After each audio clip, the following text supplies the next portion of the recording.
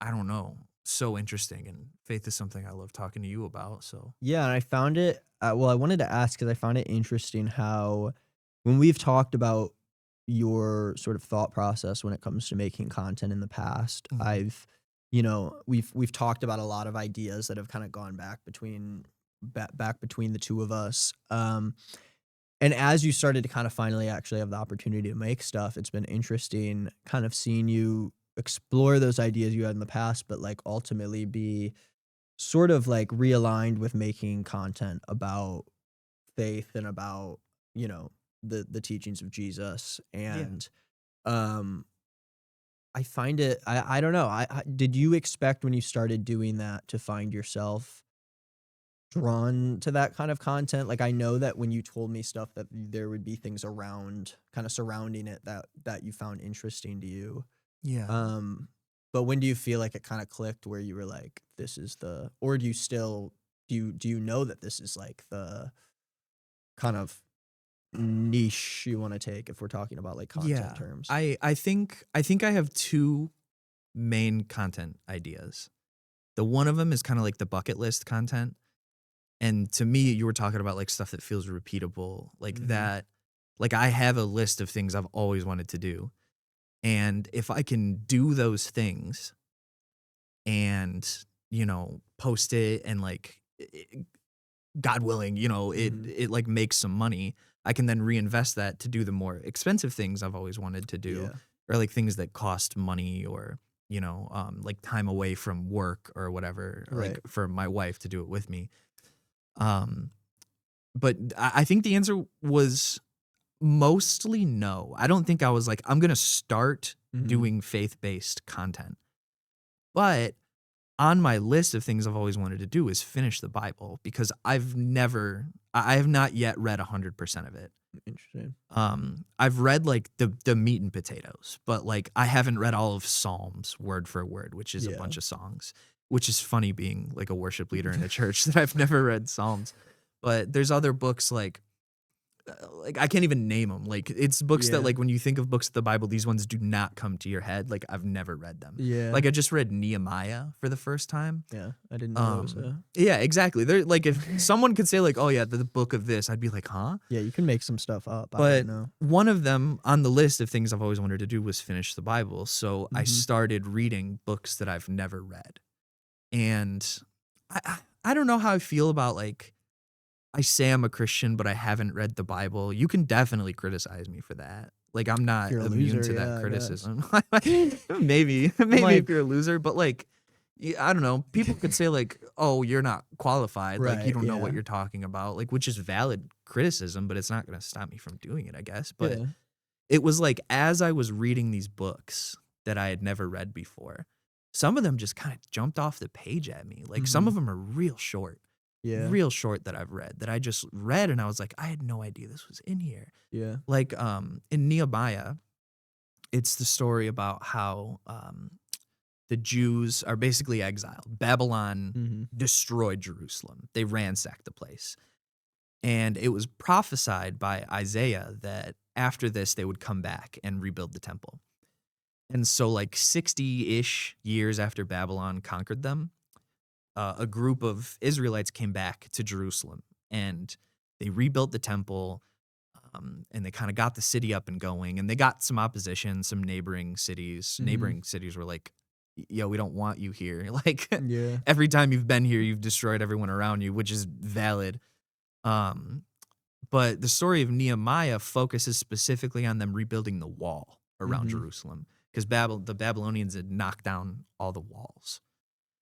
And as I'm reading this, I think, I guess for some context, I'm kind of reading the Bible with the intention of trying to be skeptical, Mhm. Interesting. which is also a weird thing to say for a Christian. But as I'm reading it, I'm like, why do they need a wall? Mhm. Like, if God is supposed to protect them, why is the wall important? Right. Yeah. Like, if someone's going to attack, isn't God powerful enough just to be like, stop, Mhm. don't attack? And like, it would work. Like, why do they need a wall? Right. And I think the thing I got from it, I kind of did a bunch of my own research and was doing some deep dives on the topic, and the quote that I kind of landed on was God's sovereignty doesn't replace human accountability. Meaning, like, we have free will. I believe that. That's a pretty debated thing. But I believe people have free will, in a neighboring city that would see a fallen wall around Jerusalem that doesn't want them there is going to say, this is the perfect time to attack. Right. Yeah. And God could, like, stop them. But just because you have faith, like, doesn't give you the right to be stupid. Right. Like, I mean, I still wear a seatbelt when I get in the car. Yeah. It's not like God will, step up and, fix my stupid mistake Yeah. because that's what he's there for or whatever. Right. Yeah. And so as I was reading this, I was like, this is fascinating. Like, let me make a video about this. Mm-hmm. And I kind of shot the video like I was talking to myself at the kitchen table. I was like really proud of it. And I was like, this is good. And it got like pretty good reception on TikTok. It got like, I don't know, 1,000 views on TikTok and 1,000 on YouTube Shorts, which isn't much, but it's like for sure the most that I've ever gotten. Mm-hmm. And I like, after I made it, I was so like happy with like the knowledge that I now had about it. Yeah. Yeah. And I think I knew I like wanted to include faith in my stuff, but like after I made that, I was like I had so much fun doing that. Right. Yeah. And the Bible is in itself like, that's like an infinite content glitch. Yeah. Because like even like the book of Jonah, that's gonna be like my next video. Yeah. As I was reading it, I put up like 6 different potential titles, but I Mhm. realized like all of them were kind of separate videos. Interesting. Yeah. Like I was like, oh, what could the title be for this one? Oh, people don't know. Like the ending of Jonah is weird. Let's talk about it. Like something like that. But then I was like, Jonah is the villain, which is like kind of what we had talked about Yeah, in the yeah. car. Like, but then that's like a whole other video than just like Mhm. talking about the ending of Jonah. It's talking about the idea that like Jonah is like a very relatable human figure in this. Like he's not like a perfect guy. Like Mhm. he's mad that people didn't die. Like, and so I don't know, these topics and conversations, like they just kind of wind me up. Like, Yeah. and I think I've learned that like I'm still like I still want to do the I've always wanted to stuff because I've Mhm. alwaed wanted to do it. Why would I not do it? Did you put But that on the list that you've always wanted to do the list? no. That might be the last video. But I don't know. I think because you can farm that too with like once my list is done, then I can go to the people around me and say, what have you always wanted to do? Yeah. And then the title of that video can be like, he's always wanted to, or she's always And I'd wanted hope by the to, time you're and done figuring out everything you want to do, you'd probably come up with a few more ideas, stuff you want to do. I'm thinking. Which I'm is kind of thinking. how I find that interesting and not only in a way related to content, but in a way created or related to faith is that you found like I think coming from someone who used to be very much in that space and who used to be Mhm. also you used to be a child learning the guy and just who used to be a child. I used to be a child. No. But also being someone that used to be a child who learned about the gospel and someone who obviously I've never been known as a retainer of information, I'm not Mm. and as a kid and a person who was not I didn't like learning, I didn't like school, whatever.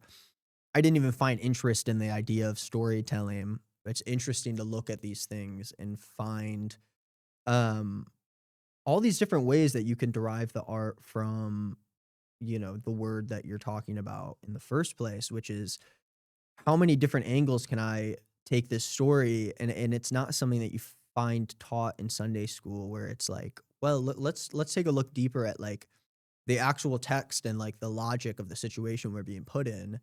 And I think without having a lot of that real life like being able to kind of analyze and look at a story from beginning to end. Um, as a kid, a lot of that stuff just kind of goes past your head, and I think without having sort of these questions about, okay, but like why the wall? Why does this exist? Why did it end this way? Mm. um that's like at the root of what actually like uh you know consuming literature in the first place is like asking you to do, which is why it leads into this big pool of more things you can do. And I think as someone who isn't doesn't make or align myself with like faith-based content, I still find a lot of it relating to um how I feel about creating in the art of finding ideas and finding things that, like you said, wire you up and like make you eager to talk about the content. Yeah. And Yeah. even in a way that's not, as um similar to me in terms of the actual kind of content, it's like I still find it very interesting, sort of kind of finding things that you feel like still align with who you are as a person, but are teaching people in a way that feels real, I guess. Like Mm. even the way you talk about the story and you expand on it, it's like um there's an endless pool of being able to be someone who's able to not only like read the scripture, and there are a lot of Christians that are very educated on the scripture and what and have been learning it their whole lives, but that isn't always going to translate into someone who can really spread that word to other people. Like Yeah. the skill is not in being good at reading and retaining the information. The skill is to ask questions in a way that you actually do feel interested in, and you try to look for answers within the text, as opposed to sort of taking it at its word and going, "All right, Yeah. well, here's the moral lesson that I've been told we're supposed to learn here." Right. Yeah, yeah, Yeah. yeah. Um, yeah, instead of just like receiving it on a Sunday from a pastor that you like to listen to, like Yeah, yeah. faith is way too personal to let it stop on Sunday. Mhm. Like that's kind of the whole message of the Bible. I mean, if you could sum it up in just a few words, is that like you are created. Like I believe that we didn't just happen. I don't know. I just have a tough time believing that. I don't know. The odds are too far for me to just like say, yeah, we probably were just an accident. Yeah. And I know it's a big, big universe, and I know that, maybe crazier things are happening out there. But until I see it, I have a tough time getting in line with it. Um, And how do you feel like, just in a way that I feel like my brain automatically went to, mhm. when you say that, how do you feel about it when it's flipped the other way around, I guess, in terms of the truth that and the idea of not being able to see something in a world of or a practice of like what is mainly faith. It's like there is a question of, is that what faith is to you at the end of the day? Is like it's I don't know. Is it like not until I see it, or do you feel like you have kind of gone on that journey in different ways and come to that conclusion yourself? Because I do feel like there are a lot of people out there who will go, well, I didn't see the Big Bang happen, but I, you know, was there to see the evidence of this and this and this and these other things that have kind of led me to this conclusion that I've come to, that we all started with like a bunch of atoms Yeah, getting an amoeba excited or or something whatever. that got Yeah, zapped something by like lightning or something. that. Yeah. Um, can you ask me that again? I guess my very simple like thought process was you saying that when it comes to the idea that we all kind of came from nothing, and there's sort of this Yeah, um I believe we were created. Yeah. yeah, yeah, Uh-huh. and you think that maybe, you know until you see something like the miracle of life happening, or like the idea of what the Big Bang or whatever it is happen, Mhm. like I'll believe it when I see it, is kind of like the phrase that I Mm. I find I'll interesting. believe it when I see it. So like And how if does I wasn't there for creation, why do I believe in creation? Is that kind of the question? Yeah, or like I guess in a world of like, if we're in the world of science, or like, Mhm. people having certain reasons to believe things, how do you kind of respond when that same sort of like that same concept is sort of Oh, okay. questioned about your own faith? Yeah, okay, okay. I think I understand your question. I mean, really, eh, tell me if I'm wrong, but the question is like, why do I believe in creation rather than evolution? Because I'm saying, like I just don't believe it. The odds aren't there, so I'm picking this side. But it could be said about the other way. Right. Like Yeah. there's an invisible man in the sky who created Right. everything. Yeah. Like I think. that sounds too far fetched for me to believe, so I'm gonna believe in science. Like that's kind Yeah. of Yeah. That's pretty why did much I pick the. side A over side B? Yeah. Yeah. Okay. So there's really only two options that have ever been presented. Either this happened, life, everything around us, the recording studio like we're in was made by hands that were like an accident. Hmm. That's option A, like a freak lightning bolt struck us something after the Big Bang happened billions of years later. Yeah. And I don't mean that was me summing it up. I don't mean to like say that with any sort of Yeah. I like, didn't oh, come up with this the idea. option. Yeah. So. Um versus option B, there is something that created it. Hmm. Um and for me, I give credibility to the other side, to kind of the Big Bang evolution accident quote unquote side. I give validity to it because I do believe the universe is huge. Hmm. I mean, it's observable, like we can see it. Yeah. Yeah. Um, so I know it's massive. So I know when you have a data pool of something so unimaginably big Right. that it's reasonable to say that eventually this would happen somewhere. Eventually life would happen somewhere. Yeah. I think that's a credible thing to say. I can't take that away from the side of like evolution. Right. Um I just where I kind of land my plane on my side is I say everything's like a little too perfect. Yeah. Like everything's designed a little too well. And I know like if it started with an amoeba and evolution happened and we see the results of it now, I struggle with the idea of like why us as a species? Like why has no other species on this planet made the advancements that humans have? Hmm. Like what makes us different or what makes us special? Hmm. That's kind of hard to ignore for me. Yeah. Like why have dogs not like not to sound Right. stupid, but like why have they not like organized and like built things or like utilized tools? Like something makes humans different Interesting. from the other Yeah. creatures on Earth.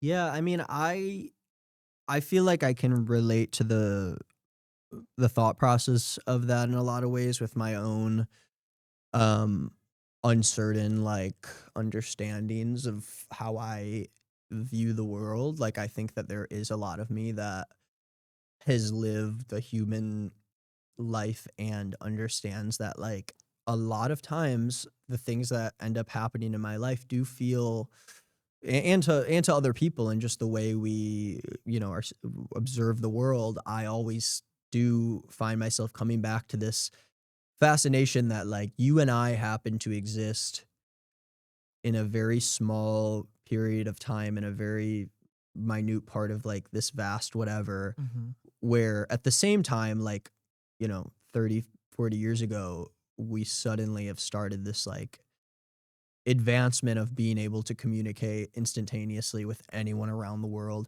Yeah. at the same time. Mhm. And that always was such a concept that blew my mind, where it was like, yes, of course, like more humans are being made every day than than have like in the existence of our, world, because we're constantly growing and people are constantly reproducing and yada yada yada. Yeah.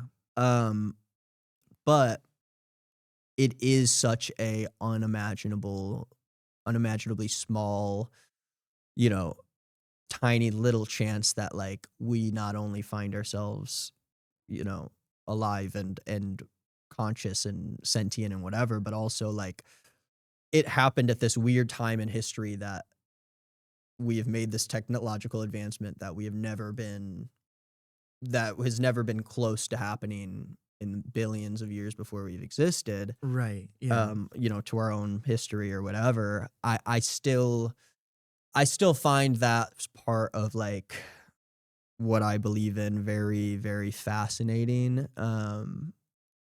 While at the same time I still um you know, am someone who used to be a part of the church and kind of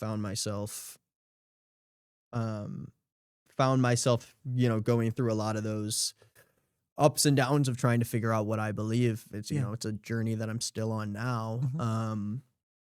But but yeah, I definitely can relate in the same way of sort of this um and not even in the way that we exist, but also in just the way that life seems to work from my own perspective and from other people around me, where you have certain things happen or life takes shapes in certain ways that seem unexplainable or that just make a little bit too much sense for it all to Yeah. kind of work out. And I think so there's that side of things where it's like the observable.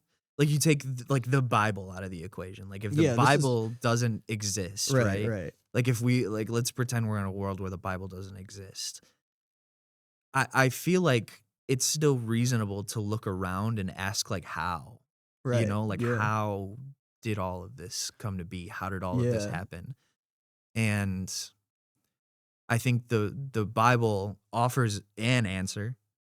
I mean, it spells out like how the world was created. Right. Um, but I think that the thing that like why is the Bible like so much like why does it hold so much more weight for so many people than like any other kind of book or even like textbook? Like that's always Right. been fascinating to me, and like as I kind of read more of the Bible, it just it, this might sound weird to say, but like it's almost like the Bible is a little too perfect. Right. Yeah.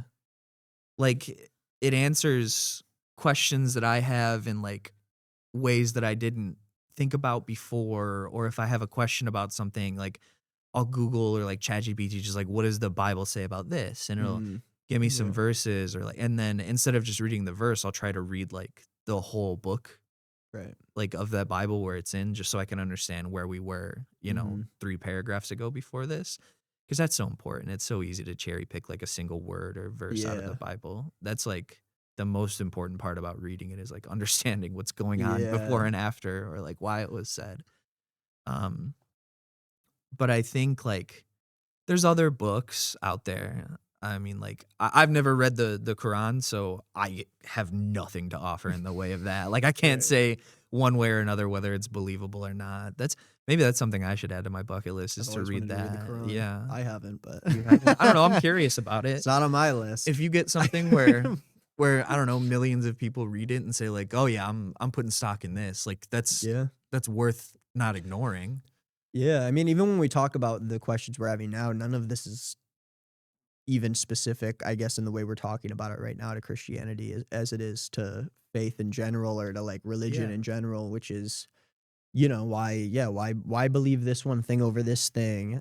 And then when you start introducing the idea that like a lot of these thoughts are very abstract and um we as humans have done the best we can to translate them into something that gives answers. But at the end of the day, it's like, what you don't necessarily need to believe in all of this and all of that Yeah. or any sort of combination of like, you know, worldviews that different people have. Mhm. It's not like you've got to pick your Christian bubble or your atheist bubble or this or whatever or this or that. And so it's very like it is interesting being a part of a lot of um seeing myself and a lot of other people grow up in the church and kind of like the different paths you take and just how yeah, how open and infinite Mhm. the conversations you can have around this stuff are. Yeah. Which also kind of brings me into this same thought cycle of like this, maybe it's like maybe you'd call it like nihilism or something, or so, where it's like where it's also this whole thing of like, well, there's just so much stuff out there. How am I ever supposed to come to this conclusion? And like, even more importantly, should I care, I guess, Mm. and especially as someone who has found like, who has gone through, um, a lot of different states of doubt and wonder and like questions of what it all is supposed to be. Um, there's sort of like a fatigue to the whole thing where it's sort of like, why, no one is stopping you from not investing in these ideas or doing anything. Life is, the more you grow up, you become more and more jaded to the idea of life being anything more than like trying to get through it without Yeah. not wanting to be around, I guess. Yeah, then I don't know. I don't know the right word. It might be nihilism. I'm not like a debate bro. I don't know This is these obviously terms not and stuff. a debate podcast. We'd both be Yeah. really bad at it if Yeah. we were. I can't If I this can't was prove our anything. idea of debate. I mean, and that's like kind of why I enjoy talking to you about it, and why I enjoy talking about it with people in general, and like a you know, yeah, in Non-confrontational. this way Yeah. that's not like, at the end of the day, I come to the conclusion that I am not someone who can should be someone to convince anyone of anything, and that a lot of times most people I feel the same way about. Um, but I mean at the same time, isn't that what being a human is, is Yeah. deciding what you want to focus on and what you want to So, receive. so I kind of like completely derailed, but like as we're like all those thoughts that we've talked about started with like the idea of you talking about the meditation you've been doing. Is Yeah. this stuff that you like because we kind of just completely dropped that. Is this stuff you reflect on during this or Forgot like about what this. I is did want to talk about this. yeah. Do you want something to drink? Yes. Yeah, that might warm us up a little bit. I'm It's like, so cold. isn't it freezing? When I first told you, I was like, God, and I started thinking about it. I was like, maybe like it can sometimes be an issue with myself where I'm like, maybe my body is just like not, No, it's so cold. and I've warmed up a little bit, but like I'm, I'm like shivering. I was, I was trying to like, I kind of noticed that you were shivering. I was like, I can't tell if this is like, you're just locked into I'm the just so interview. excited about it. Yeah. I'm bursting at the seams to talk about Dude, I'm this. I'm just losing my mind. I'm like, talking about I'm it. like, I'm like cold. we need to warm up and give, we can find a good fun hook moment for us to, it'll right. clip in a video of us being like, yeah, blah, blah, blah. And then it cuts to us being like, Gotta like do some jumping jacks. or so the something to world warm up. began. Cheers.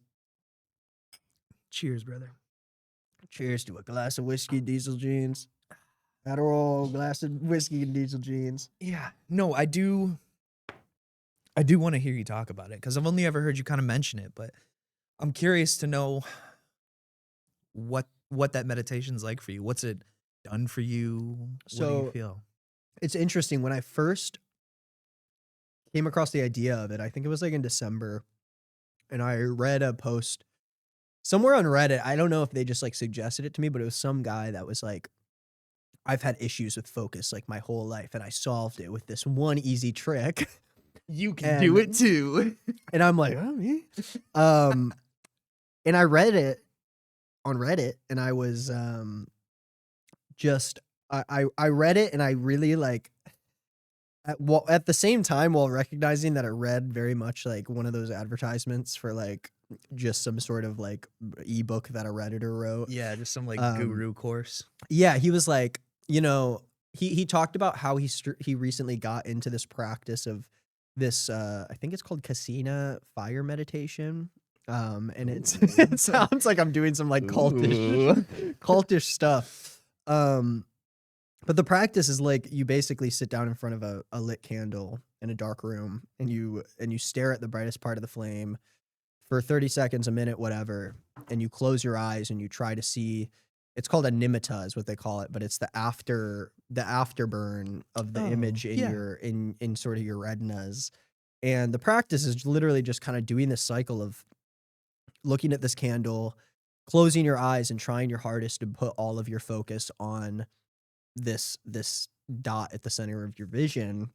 And I kind of started reading up more and more on it and was like it interested me, the idea also of a meditation where instead of kind of looking at it as like I got to go meditate, I need to like for the next 20, 30 minutes I need to now think about all these things I've been trying to avoid thinking about. It sort of Mm. turned into okay, this is the one time in the day where I am being asked to turn my focus away from all these things I'm worried about throughout the day and just focus on this one thing and try to achieve sort of this peace and this silence within my own within my own mind where I felt like I was constantly experiencing, like you were saying, this nonstop, like, okay, and then suddenly my brain starts thinking about this, and then I'm being drawn down here.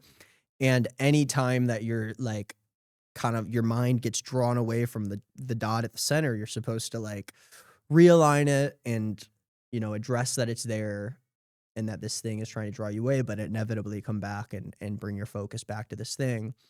Hmm.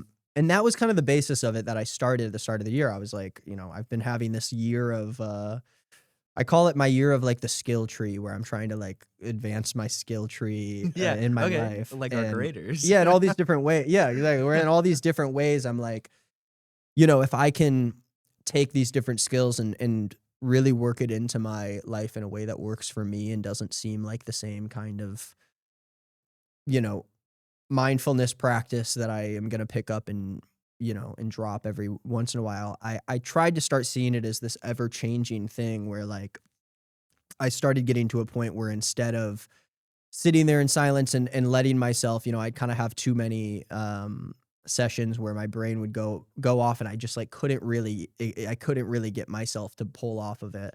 And so then I started putting a journal in front of me, this empty ass journal I have in front of me, which actually does help me figure out my thoughts without even needing to write anything. I just sit here and kind of like have it here. Yeah. And I try to practice writing stuff down, but especially when I'm talking to people, as I've learned and as I tried to do here, because I like put it here in front of me just in case I didn't want to like cut you off with something. But I also find it as this way to like give you the option to like put something down and so when I'm in this meditation, I think of something instead of just drawing it back. I go down to my notebook, I write down whatever I'm thinking of, and then I put it down. I look back at the candle and I go back into it. And I just Mm. started kind of building like this routine I had around my own experience with it, where I went from having the notebook and then I started learning more about breathing techniques and like how I could you know I sort of added that in where I started playing like a meditation thing in the background for breathing where it would just ring a bell and like you'd breathe in and then you'd hold it and then it'd ring another bell and you exhale, and I kind of added that to give me another sort of focus to draw away. And I tried to center this thing around in these sessions around how can I um give myself a time in the day to really let my guard down and not just that, but not think about these things that are running through my mind. Rather than trying to put this extra hard focus into it, I was like, let me try to focus on not worrying about that. And so it's taken a few different forms over the past couple months because I'm almost a couple months into doing it every day. Where I've learned different things like trying not to do it at night, trying not to do it before I, smoke at the end of the day. Mm. Little things that I catch myself noticing are like drawing away. And it's still something that I'm very, very new to, but um has really helped me focus on how I can achieve, desired results in my life, whether it's through something as simple as and mind, mental health aligned as a journaling thing can be. um, those practices can really like and being willing to change those practices like I did with the meditation. I had a certain point where I was like, okay, I'm starting to get that feeling in the back of my head that I'm bored or that I am thinking about how much longer I have to do this for or whatever. Um, and none of that really has to exist. I think there is a level of like effort and struggle you have to put into like growing in any sort of way. Like I think you do need to like there needs to be practices there. But at the same time it's like I don't consider myself a super skilled meditator or whatever. Like I still struggle with a lot of those same things, and it's the same thing that happens with reading where it's like sometimes you do look back at things and you wonder, do I really feel like I'm making that much tangible change? Which I think is kind of um where a lot of like trying to improve comes in is looking at that and go and being like, well, maybe this wasn't the tangible change that I had in my head when I started meditation, which was the idea that I could sit and read a book and be still with it and consistently have my focus on something and maybe even make it back to that place that a lot of people can get to where like you used to be when you used to be a kid where you could get lost in something and just when I was a kid it was like you could read a book and get lost in it, especially video games like Yeah. you blink and you look at the clock and it's like I want to be able to achieve that level of um not only focus but passion in whatever I'm doing. And so meditation hasn't been necessarily something that is like this on paper solution for like where I need to be in my life, but it has given me tools that have brought me to new practices that I have in my life when it comes to just writing in general or even just breathing in general throughout your day. The breathing thing is something that I actually dropped recently from my routine because I found myself focusing too much on the breathing of it and it drew away from the ultimate like silence I was looking for, which was sitting there in it. And I think that's something that can shift back and forth and you don't need to um it's a hard thing to like come to understand, which is that any sort of practice or like experience in life, it can be molded to like who you are as a person and what you succeed with and what you and what helps you with things. And so even the idea of whether it's meditating, reading, I've been learning guitar, which I started this year. All of it is to kind of, even if you're not seeing tangible results, being able to look at something and understand how it has changed you as a person and how it has drawn you to become interested in maybe this other thing, or maybe meditation has drawn me to being a lot more interested in the idea of writing and journals and has still brought clarity to me in a way that maybe wasn't what I initially expected, but has opened my eyes in a lot of ways creatively, even spiritually as to like um, how I grow and learn to like understand things in my life. And that is translated to art, into work, into relationships. Maybe not in a way that I could be like, well, you do 2 months of meditation and you're going to be just like me. Right. Yeah. I wish I thought maybe a couple months in I'd be a little more like locked into the whole thing and Little like more yogi. yeah, I thought I'd unlock like a third eye and like I'd be like, like when people I I was related to like when people like fast and especially in Mm. Christianity where like you walk like people will say that they like walk around and you can see people and be like, this is your issue in life. I'm like, maybe one day maybe one day I'll get to this higher level of understanding where I like, can see exactly what I need to like succeed. And it's never been that simple for me, but I think being able to understand it in a way that doesn't feel defeating, um, is like Jesus, can you hear that? We Yeah, can hear. those kids. We're in my mid-bajillion-dollar studio right now. Here in Nick's garage. This is the Face Eater compound. If you guys were wondering where we are, what all this equipment behind Tom is, this is my compound, my bat cave. Oh yeah. And we can hear.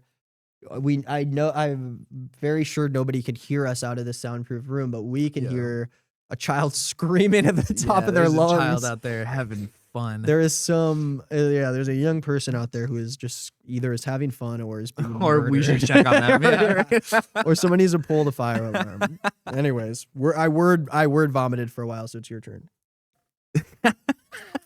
Yes, sir. Then no, that's okay.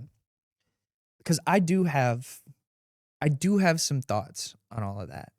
I think what you described is beautiful. Thank you. I think what you described is like taking the time to attempt to understand yourself better, and that's a beautiful thing. And that's like a full stop, period. I have no issues with that. I guess this might be a little bit of confessional time. I get not nervous, but I don't know, like hang on, I'm really trying to find the words here because I don't want to say this incorrectly.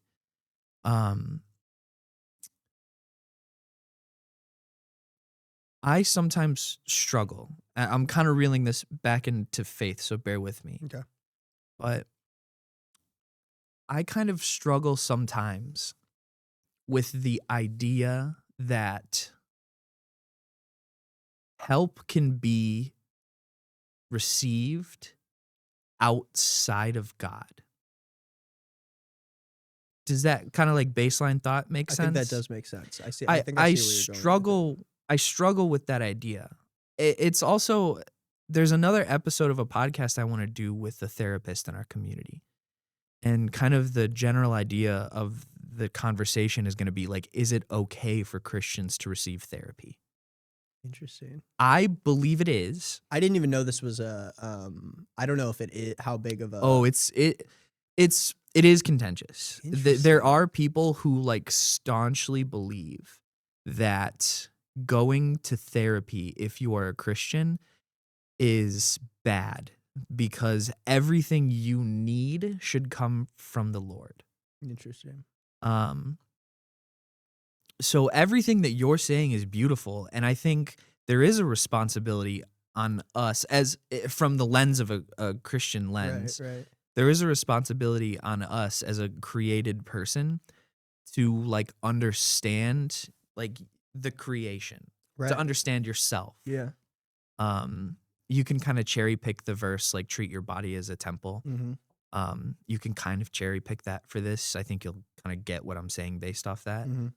But like it is important to understand yourself. And I think what I struggle with is at what point does understanding yourself in your life overtake the importance of your relationship with God? At what point am I worshiping the created over the creator? I struggle with that. And you and so when you say that, do you mean that there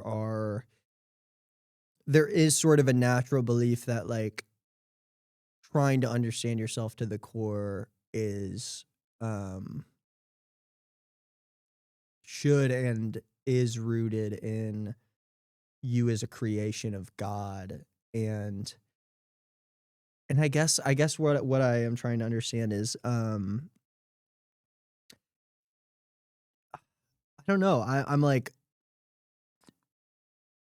where does that at some point intersect with the belief that can sort of be like you should look for that help in a way that is with fellow Christ followers, or almost in a way where it's like therapy on its own is sort of this seeking of an understanding that you don't have the tools to like. Yeah, I think those Understand. last words is like you don't have the tools, you're not smart enough, blah blah, kind of that thought process. I think for me, I get concerned about the word idolatry. That's like such a big conversation in the Bible, is Okay. putting things before God. Like anything can be an Yeah. idol. Yeah. Like if you really love making money, like or if you are, like a lustful person, or I am. if you Sorry, I got a little bit of whiskey in my system. Like, it like it all to me it boils down to idolatry, and idolatry is anything that you in your life put before God. mhm. And this is, I don't like, I guess I don't have an answer. This is just like a confessional, like something I struggle with. I struggle with the idea of it's so important to experience things while you're here on earth. It's so Mhm. important to understand yourself. I get like a struggle that I have is like, at what point does it become too much? And I don't think I have an answer for myself because it's something I struggle with. But like, if I were to spend time in meditation and really think about myself, I mean, like, I don't, in no way do I mean to like put you on blast, but like, there was a time when like you told me that like sitting with your own thoughts was really uncomfortable. Yeah, yeah. I've felt that. I've Mhm. been in that position. You're not alone in that. But to hear that you doing this meditation has made it easier for you to sit in a quiet room and be alone with your thoughts is beautiful to me as your friend. Yeah. Like, I love to hear that that's like healthy steps forward. Mhm. Like, you're in a better place now than you were some time back. Yeah. Um, and part of me may be jealous of that. I don't know. I'm kind of bringing these feelings up as they surface because that is something that I haven't achieved, like, with God on my side. Interesting. And so I get like this feeling of like, I feel icky saying that, you know? Yeah, which is all to say that like I the only thing well, the initial thing I'd say is that like you saying that almost feels like this idea of you saying that almost makes me initially feel like, well, even though it's helping me, like I wouldn't say it's made it. I wouldn't say it's changed me in terms of being able to sit alone in a way that is like um notable enough to be like this is like the thing that like changed it. And so I think I agree with that. We're in the same way. Like if I heard someone talk about, finding tools to be able to sit alone by themselves easier, I'd be like I'd also feel like I'd find myself wanting to be in that position. Mm. And even hearing you initially say that, my main thing is like, it sounds almost like this like achievable thing that you want to whatever, but like when you actually do it, it is much more real life and realistic, I guess, than you'd expect, which is that fundamentally as a person, I don't feel like anything has like really ever opened my eyes to be like, wow, this is the way, whatever. Like I am someone who exists very like on a day-to-day basis trying to like figure out how I want to live my life and what I can do to make certain things easier, because there are a lot of things that like being alone, like you said, like sitting alone with my thoughts, or even on a deeper level of just sitting alone but having people around you to sort of quiet that sort of, I've spent a lot of Yeah. time in like relationships where I don't feel ready to be on my own or be, and now as like a single person who's like not, hasn't isn't committed or devoted to another person, at least like, currently me talking right now, hopefully soon, just kidding. Hopefully soon I can get He's a baddie on my available. side, His phone number is. hopefully this will be outdated by the time this podcast comes out. I'll find a beautiful wife. Um No, but in the longer term, I find myself naturally being like, well, who is in this spot that somebody fills? Who will be this person that fills in this spot in my life, as if it's this rigid sort of idea that needs to be fulfilled in some way. Hmm. I don't know if any of that makes Can sense. we go a little deeper on that? Yeah, yeah. I want to pull from my experience in my relationship. I've Yeah. been with the same woman for 13 years. Jesus Christ, I didn't even know that. Yeah. Sorry, I don't know if I'm not supposed to say Jesus Christ on a podcast, guys. I don't give a shit, brother. We are in a church. I don't know if you. No. This Do you building say is that? We owned by a should've- non-for-profit organization. My church rents out space in it. You're fine. You're not gonna combust. Hey. I do. I kind of, if you don't mind, I kind of want to. I don't know. I kind of want to pick your brain on that. If you're I love this comfortable stuff. with Yeah, it. yeah, no. Okay. So, like, I hear you say the words and tell me if I'm off base here, but like I hear you say the words like find someone who may like fill some kind of hole, not the hole or not The like hole. settle down, not like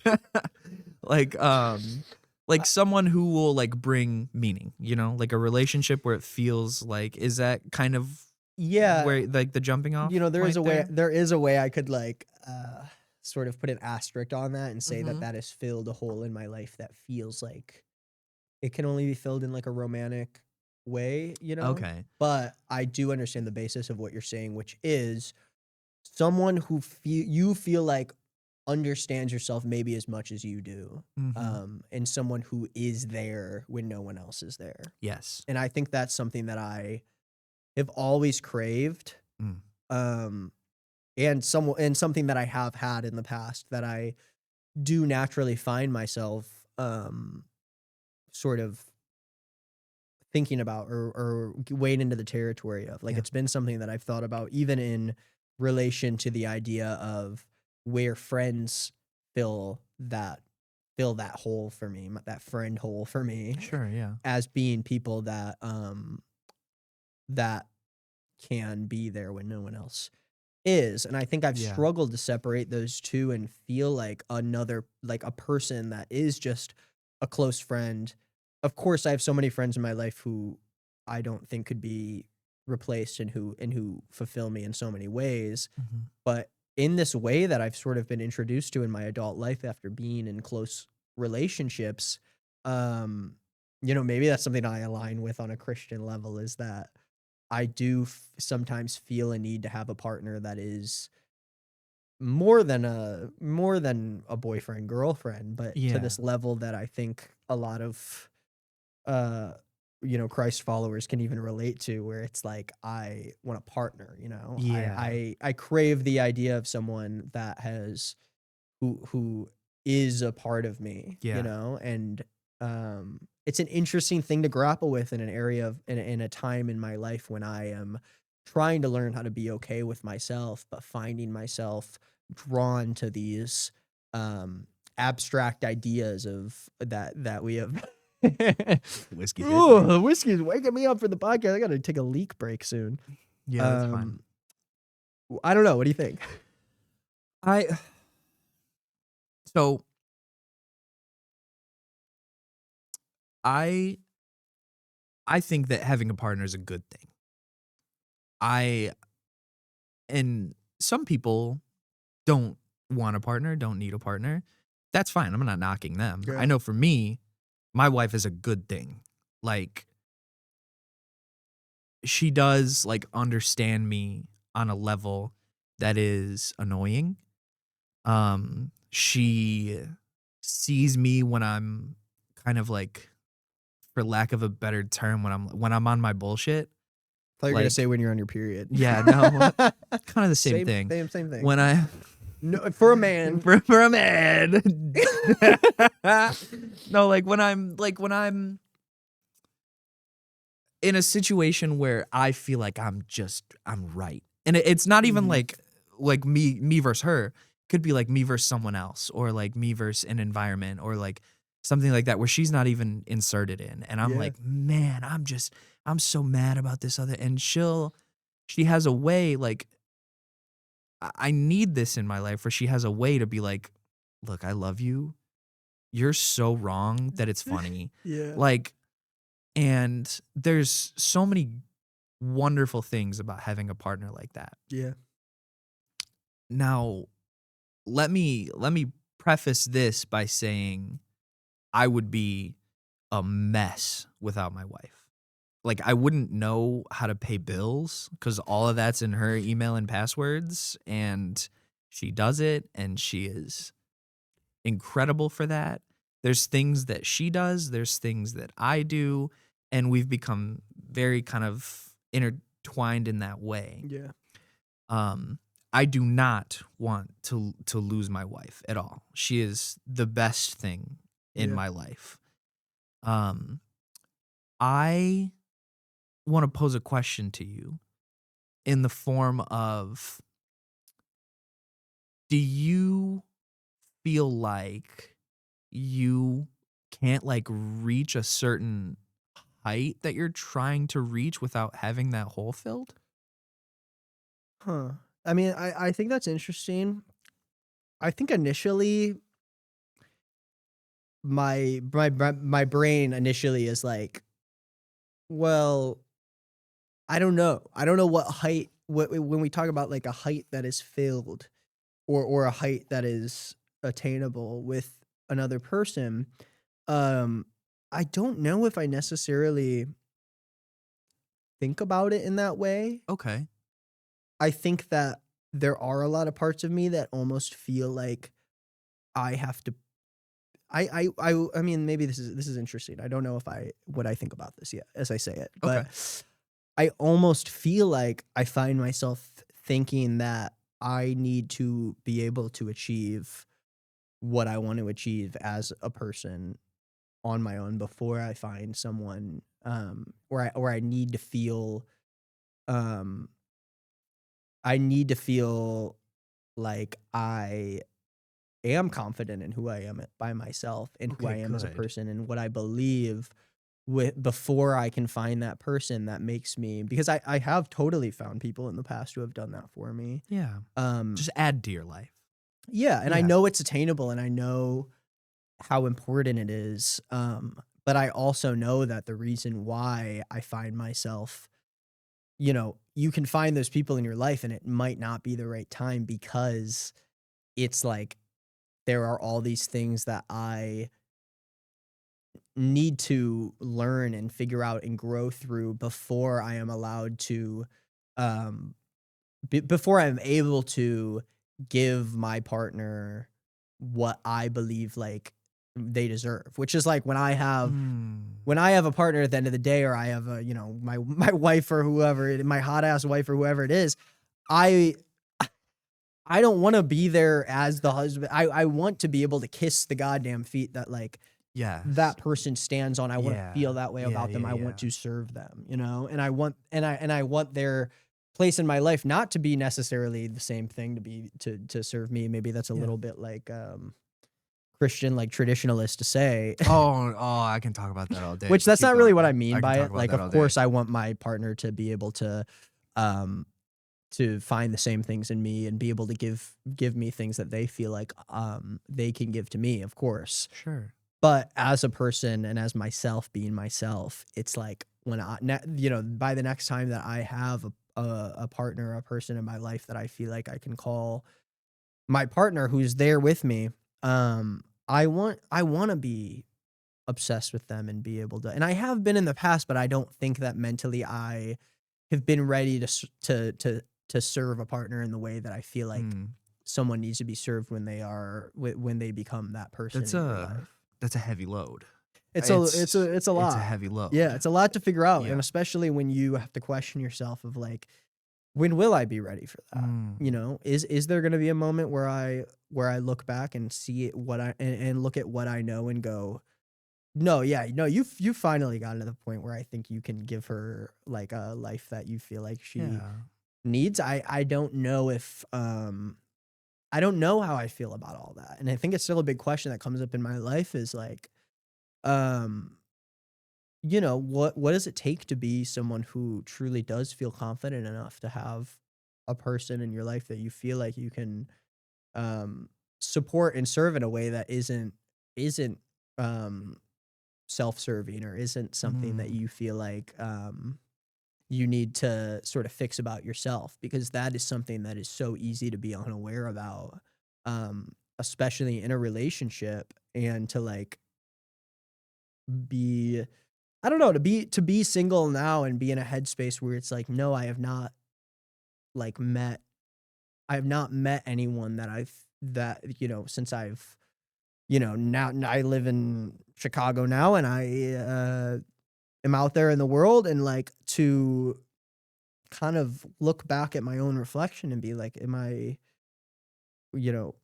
do I feel like I can realistically get to a level where I feel like I'm ready for that? And I honestly do not think that the answer is necessarily yes. I think the answer is like it's going to come when it comes, and you're going to feel confident about it when when you know that you've achieved that. And I don't necessarily I don't think I know at this stage in my life like if I am there yet.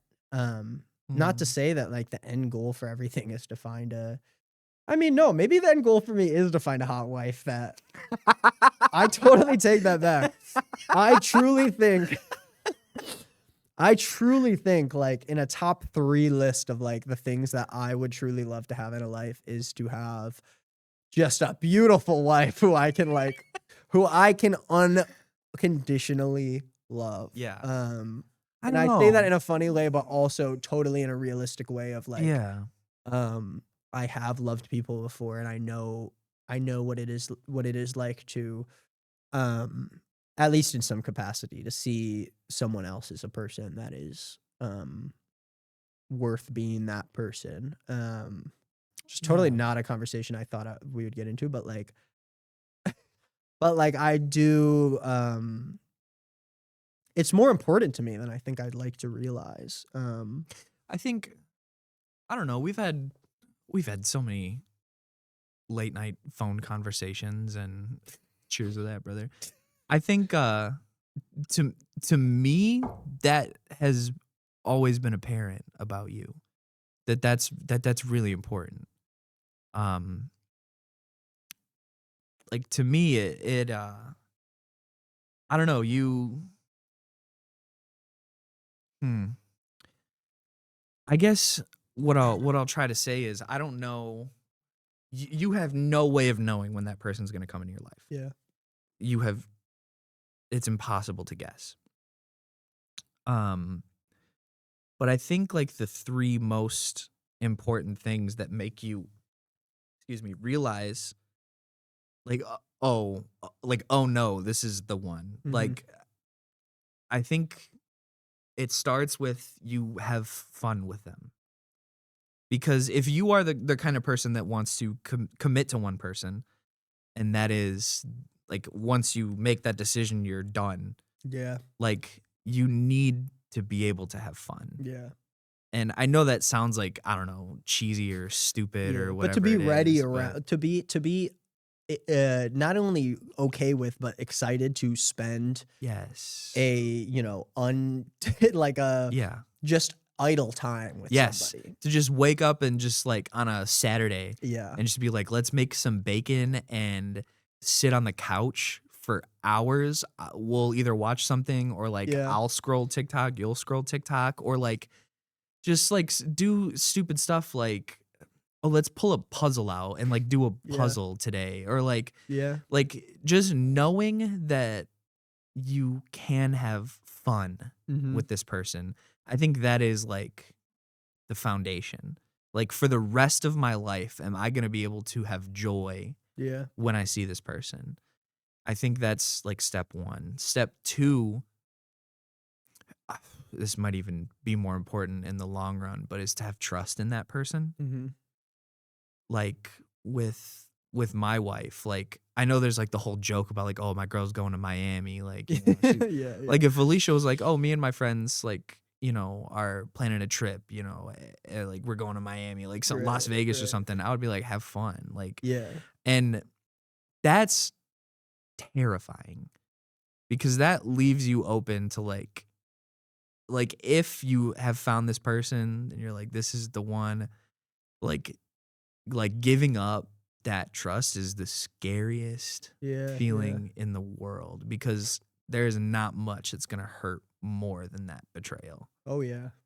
That's the worst. Yeah, that's the thank God I have not had to experience Yeah. what that can be, because I know that people have, and Yeah. it's still like, even without experience it, it's like the worst fear is to like it is to let up that like vulnerability Mm-hmm.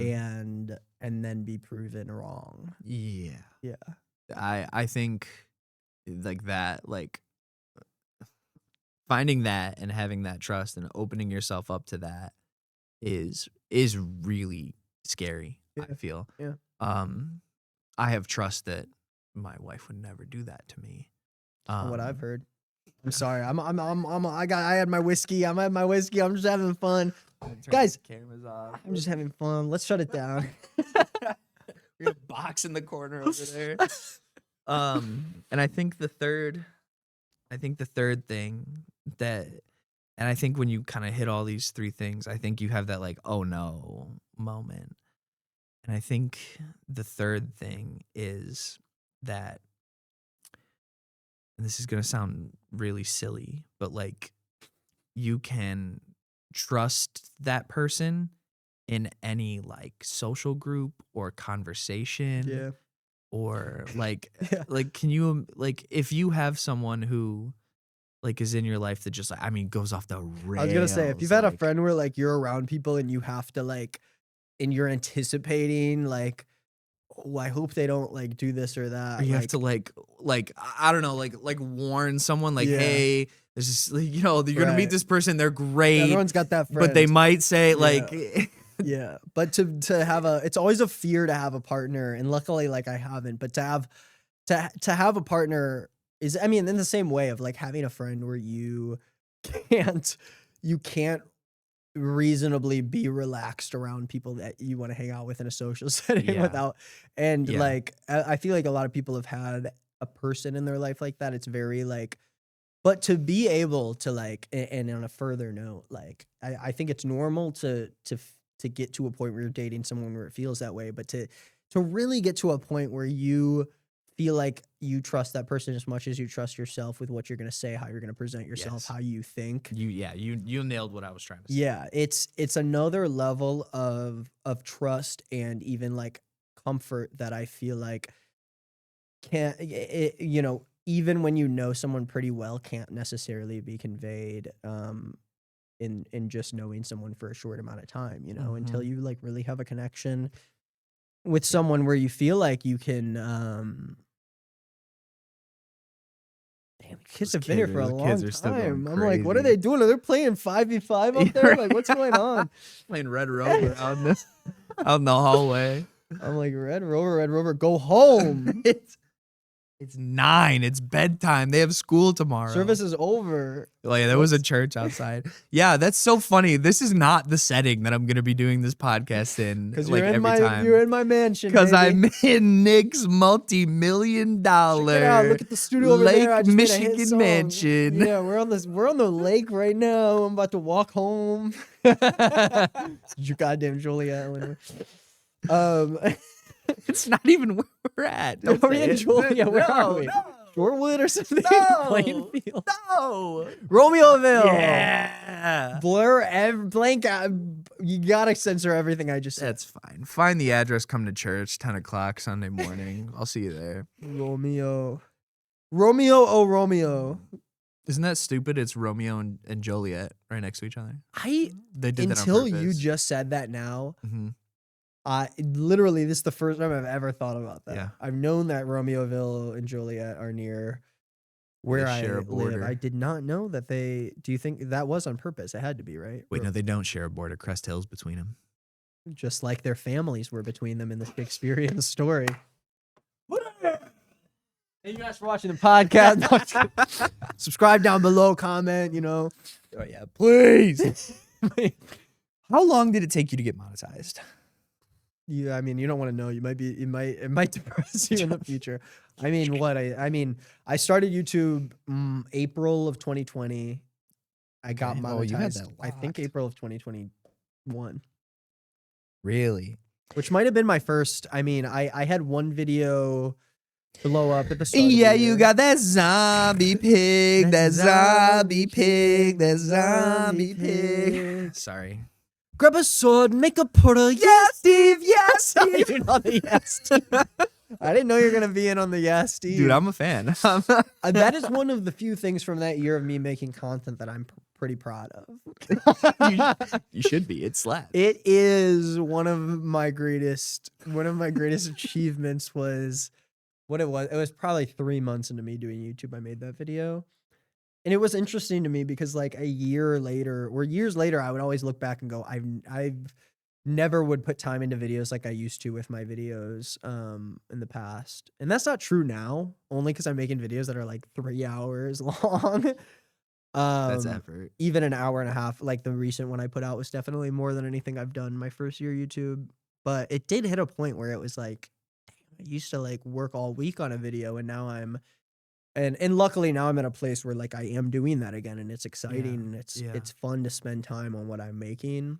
But there is a certain point, no matter how much fun you have making YouTube videos, which is very fun, where all of the sudden the worth of it becomes less and less important as you start to make money off of it, make more friends and have different like values that you do or goals that you have when you're like trying to get into doing something like that.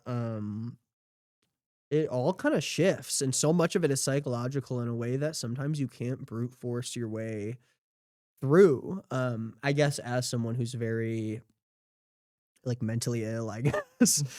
Luckily not like the way I would put it in. Not in the way that like it has been in the past, you know. I still see myself as someone who's fairly mentally ill, but like not in a debilitating way as it has been in the past, thank God. And I find it very interesting how those kind of things can numb you, you know.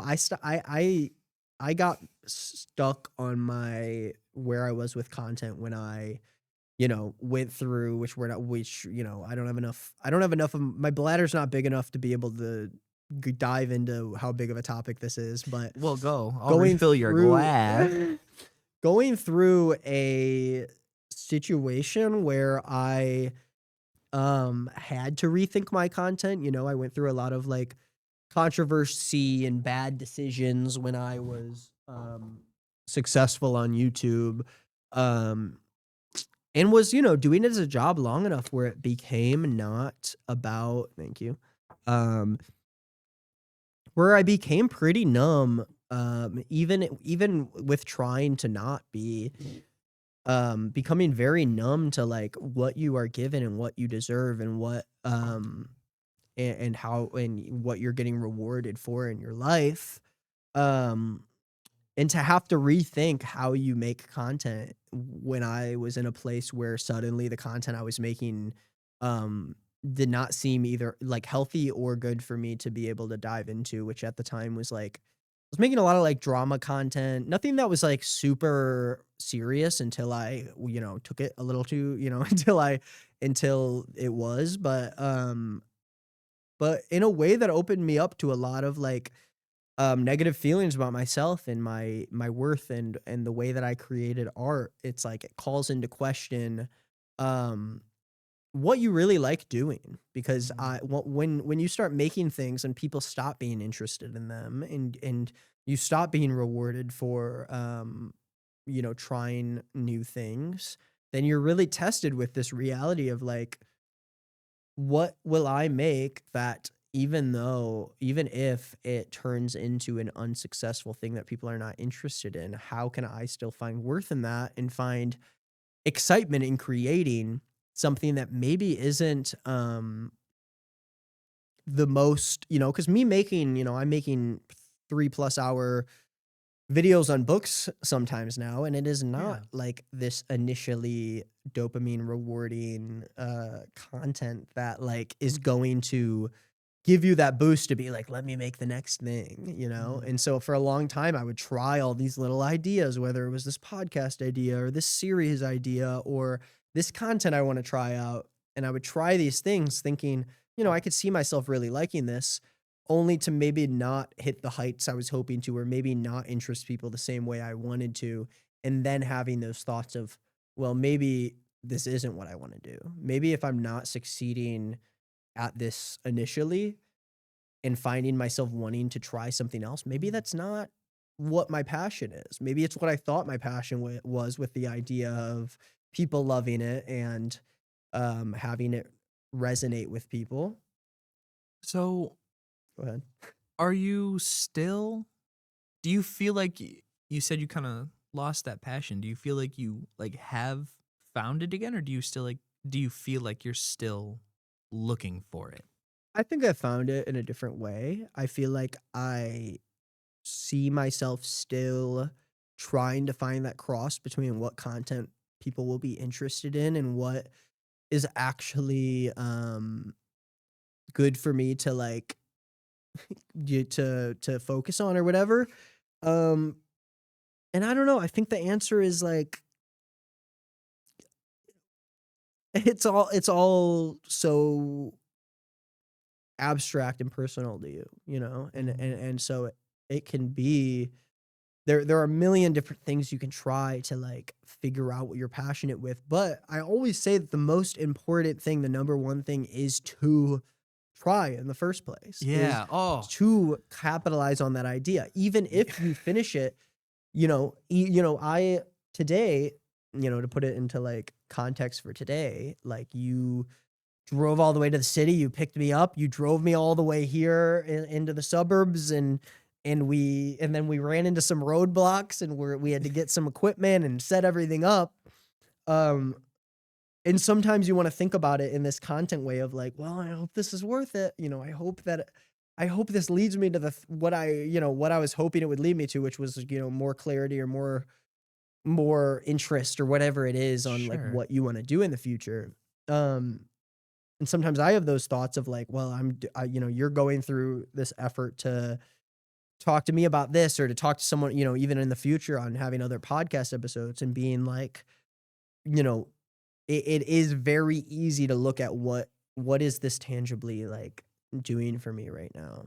Um, and I think it takes a while to come to a realization of like creating an art and conversations with people are not about tangible reward.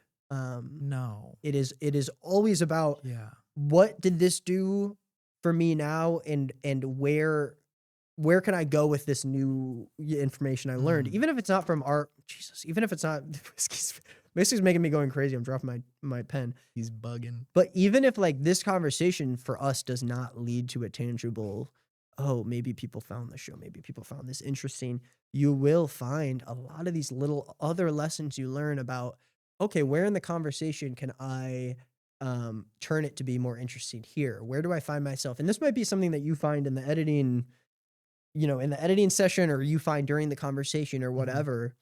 But when it comes down to creating an art, it is so abstract and so unknown that like it is not about the numbers journey or the journey you take with yourself or with the other people. It is like I said, the journey you take with yourself. That's what I'm trying to say. It is about the Yeah. journey you take with yourself. And I think understanding yourself, even if you plan on being someone who is facilitating conversation or is hosting, and maybe you don't feel like you are the pinnacle of what the creativity needs to be, it is still about you.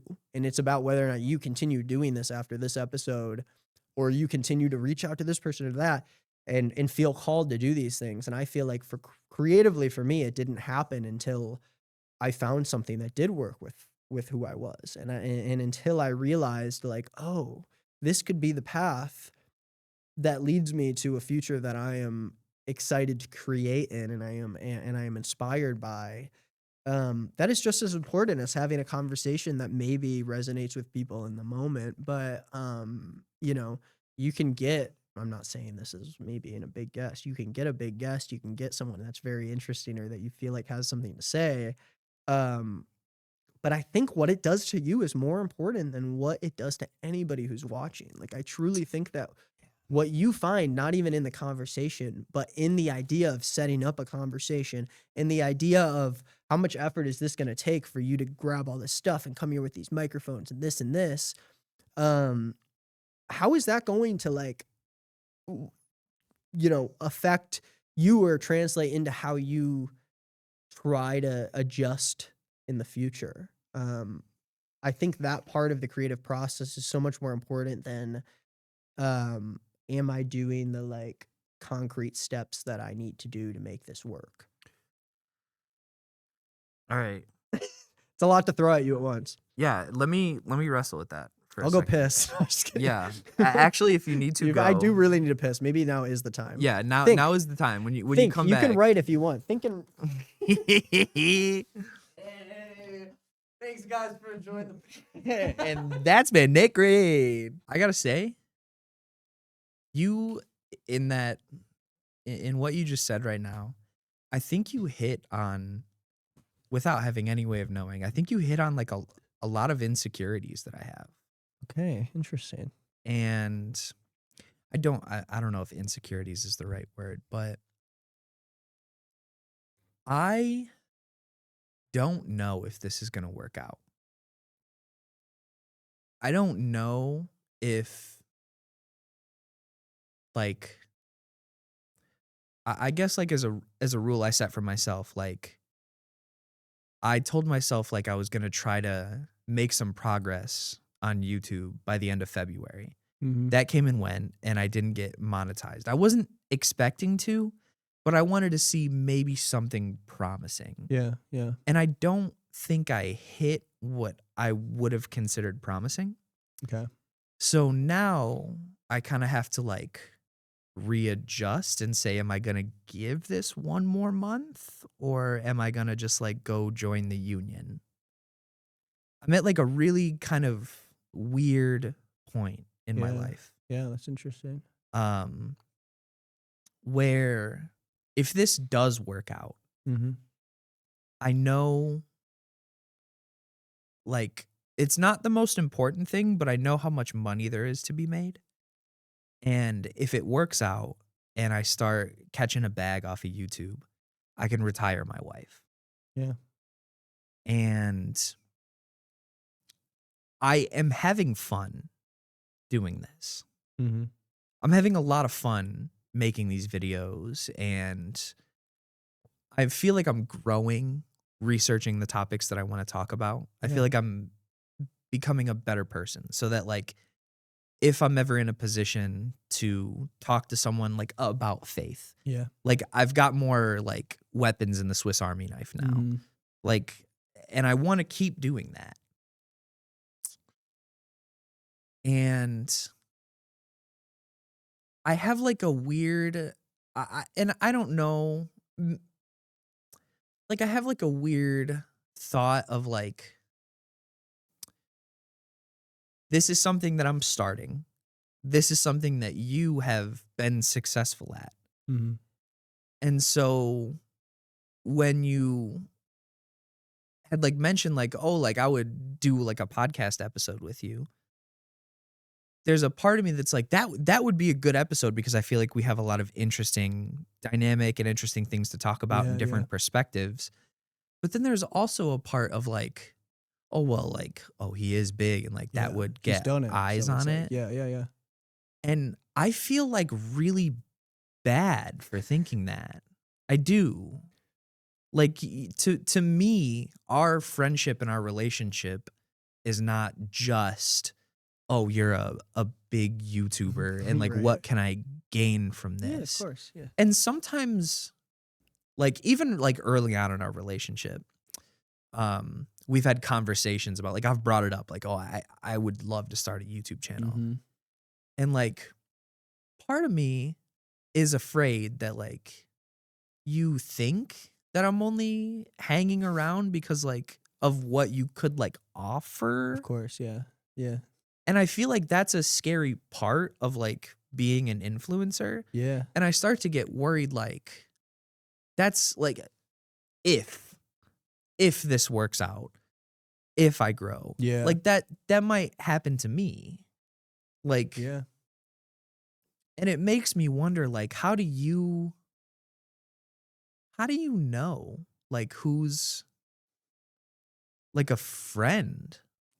That has to suck for No, you. yeah, yeah, yeah. No, it's happened, and I have had those situations, which is maybe why I am able to, because at the end of the day, like, I think one thing that I've learned is that the dynamic exists whether you want it to or not, you know?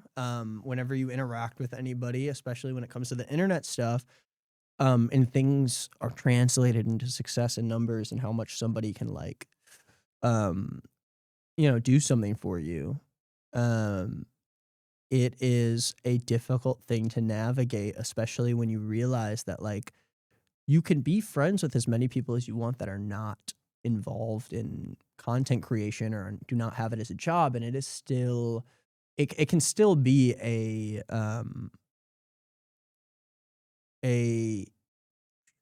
like objective dynamic that exists, um not in a way where it's like the only thing that matters, but that dynamic exists with anybody with any sort of knowledge about who you are or what you do. Yeah. And I don't know if part of that is being around people long enough to be able to know who just enjoys hanging out with you and who values your friendship versus people that might see you um as a means to a certain level of success. And that's something that I've learned in a hard way, and also just throughout my time also being friends with a lot of people who are online, which is a much um maybe that's part of it. Maybe it's like being friends with people online is accentuates that dynamic a lot more because you guys are creating things together, or you are talking about, there is some sort of public relationship there. But so at one point I'm like, at some point in my head I'm like, I think that dynamic exists so much more with people who are online, where it like makes it easier, but it doesn't erase that dynamic with me and people who I meet who um know what I do, or whatever. And even in a place right now that I'm in where I don't feel like I have the draw, or I don't feel like I can provide for somebody what I used to before, where I felt like I could help friends out and be like, I'll make a video with you and we could talk about it, and it'll at least, bring some people to initially see if they like what they see or whatever. But I don't know. I think being in a place now, it's like, if we're talking specifically about you, it's like, I mean, I've been friends with you so long, it'd be silly for me to feel like, you've continued to be friends with, like, we've gone months without talking to each other. Um it's not like all we talk about is you trying to figure out what you can do to like capitalize on it. And so that's one part of it where I'm like, that makes it easier to make a decision about something. And of course I didn't need to have you pick me up and drive me here and do this, but like it's not but yeah, I like talking to you, and so it doesn't feel like it doesn't feel like I'm here working or anything, you know? But I do think that dynamic is something that slowly more and more existed in my life as I started doing what I do. And it almost sounds silly because it's such a toned down version of like of someone being friends with someone who is legitimately like famous and is like Yeah. going to doing whatever. And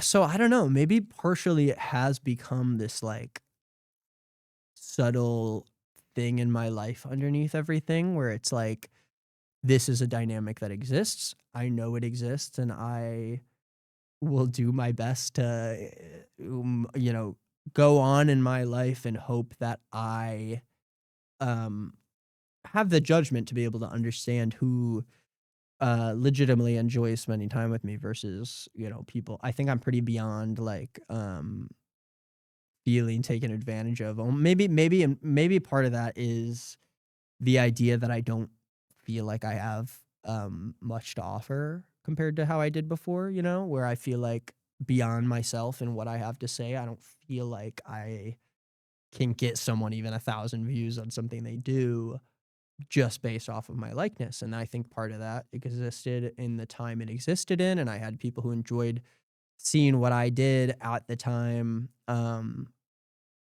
And that is always something that is, you know, that you come to understand is not meant to be there forever. Um, and I think I maybe had to come to understand that quicker, like sooner than I expected I would have to, you know, that like people weren't always going to be there, and that like the world doesn't revolve around, you know, my story and my success, and you know, whether or not I'm able to make what I want to make and feel proud of it. Mm. Um I don't know where this is going to go to like answer your question, but I don't know. I think you spoke well on it. Um, who fucking knows? I may cut all that out. That felt a you, little too personal and you real. think That so? was, I don't know. I mean, That's I think not. I get what you mean. I- You don't. I mean, it does this. Well, let's start here. Does this feeling? Is this something that you feel like you worry about on a level where it's like, I think I'm sensitive to it. I think I'm aware that the dichotomy of it exists. yeah, I think that I don't know. I think if I could like be not humble for a second, I think I'm good at putting myself in other people's shoes. yeah, And if I were to put myself in your shoes, like it's important to me that you know I don't give a fuck. Like if this doesn't work, I'm going to go join the pipe fitters union and like we're still going to be friends. and you mean that you don't give a fuck in the sense that if this doesn't work, you feel no way about it in terms of your friendship or relationship with me, or No, not that like this podcast is going to make or break my success or not on YouTube, Yeah. but like more to the point of um if I'm putting myself in your shoes, I think it wouldn't be crazy for because we've never talked about this. So this that's why I'm making the joke. It feels a Yeah. little personal that like we might cut it, but like if I'm putting myself in your shoes, you know, um we met and we became close, and like while we were hanging out playing Nazi zombies and 2K, and like I brought it like I found out that like you were making YouTube videos, and that is just before I even met you, that's something that Yeah. like that I had an interest in. And so if I'm putting myself in your shoes and saying like, "Oh, this guy I met, you know, we've started hanging out. He's talking about videos. He's, you know, I wonder if that's all he cares about in this relationship." Yeah. And it would be like silly to expect that like maybe that thought has never crossed your mind, you know? I don't It has. know. Yeah? Yeah, it has. Yeah. Um, That feels fair to say. I think like, naturally, and not in a way sure. that was specifically with you, but with Yeah. anyone I was meeting at the time, Right. because I was going through, um, I mean, I was going through specific things with that time where I was meeting people online that did the same thing I did, and it was Yeah. exciting to hang out with them, and then I kind of came to a conclusion that I felt like they didn't value me outside of what I was able to offer for them. Right. And so, of course, like when you say that, I think maybe that I'm sure at the time that was something that's on both of our minds, that dynamic, that unsaid Yeah. dynamic of like, Yeah. are we pushing towards this line of like, of maybe him seeing this as a transactional I've been friendship. so afraid of that our whole relationship. Yeah, and I get that, and it's something that I'd never bring up because, of course, why would I say, Sure. You know, do you ever wonder if you think that what you talk to me about is Yeah. is Yeah. but it is, you know, a battle I've had with myself, not for you specifically, but for a lot of relationships in my life where, That makes sense. and maybe even more I so with I don't people know. It would who, make sense with me. Like I wouldn't be able to fault you with that. Like yeah, yeah, it's like a common interest of like you're doing a thing that I would like to do. And like I don't know. I feel like I get so afraid that yeah, like you have a thought of like, yeah, oh, this is all our relationship is. And then yeah, now I'm starting to attempt it, and like now you're here on a podcast, like, yeah. and there's like, so I don't know why the fuck we're talking about this on a It's podcast, good. This is but good content. I'm like, is this it? is I what we don't need to know. talk about. I don't know. I think I don't honestly, the know. first half of the podcast compared to this, I'm like, I feel like it took us. I feel like we've made some. I mean, I don't know. I think when we talked about it, and as the podcast started, and I talk about the creative stuff, I'm like, this is so abstract, and like, am I really giving any? Like, are we saying things that are applicable to people's lives? I don't know. Maybe I had a Um, similar thought, but like I think I was at least interested to hear. Those were genuine questions I had. I mean, I Let me- do love let- that, and I thought it was interesting too. But I think I have such a like content brain where sometimes the second that something in my own head like kind of like falls into the background of like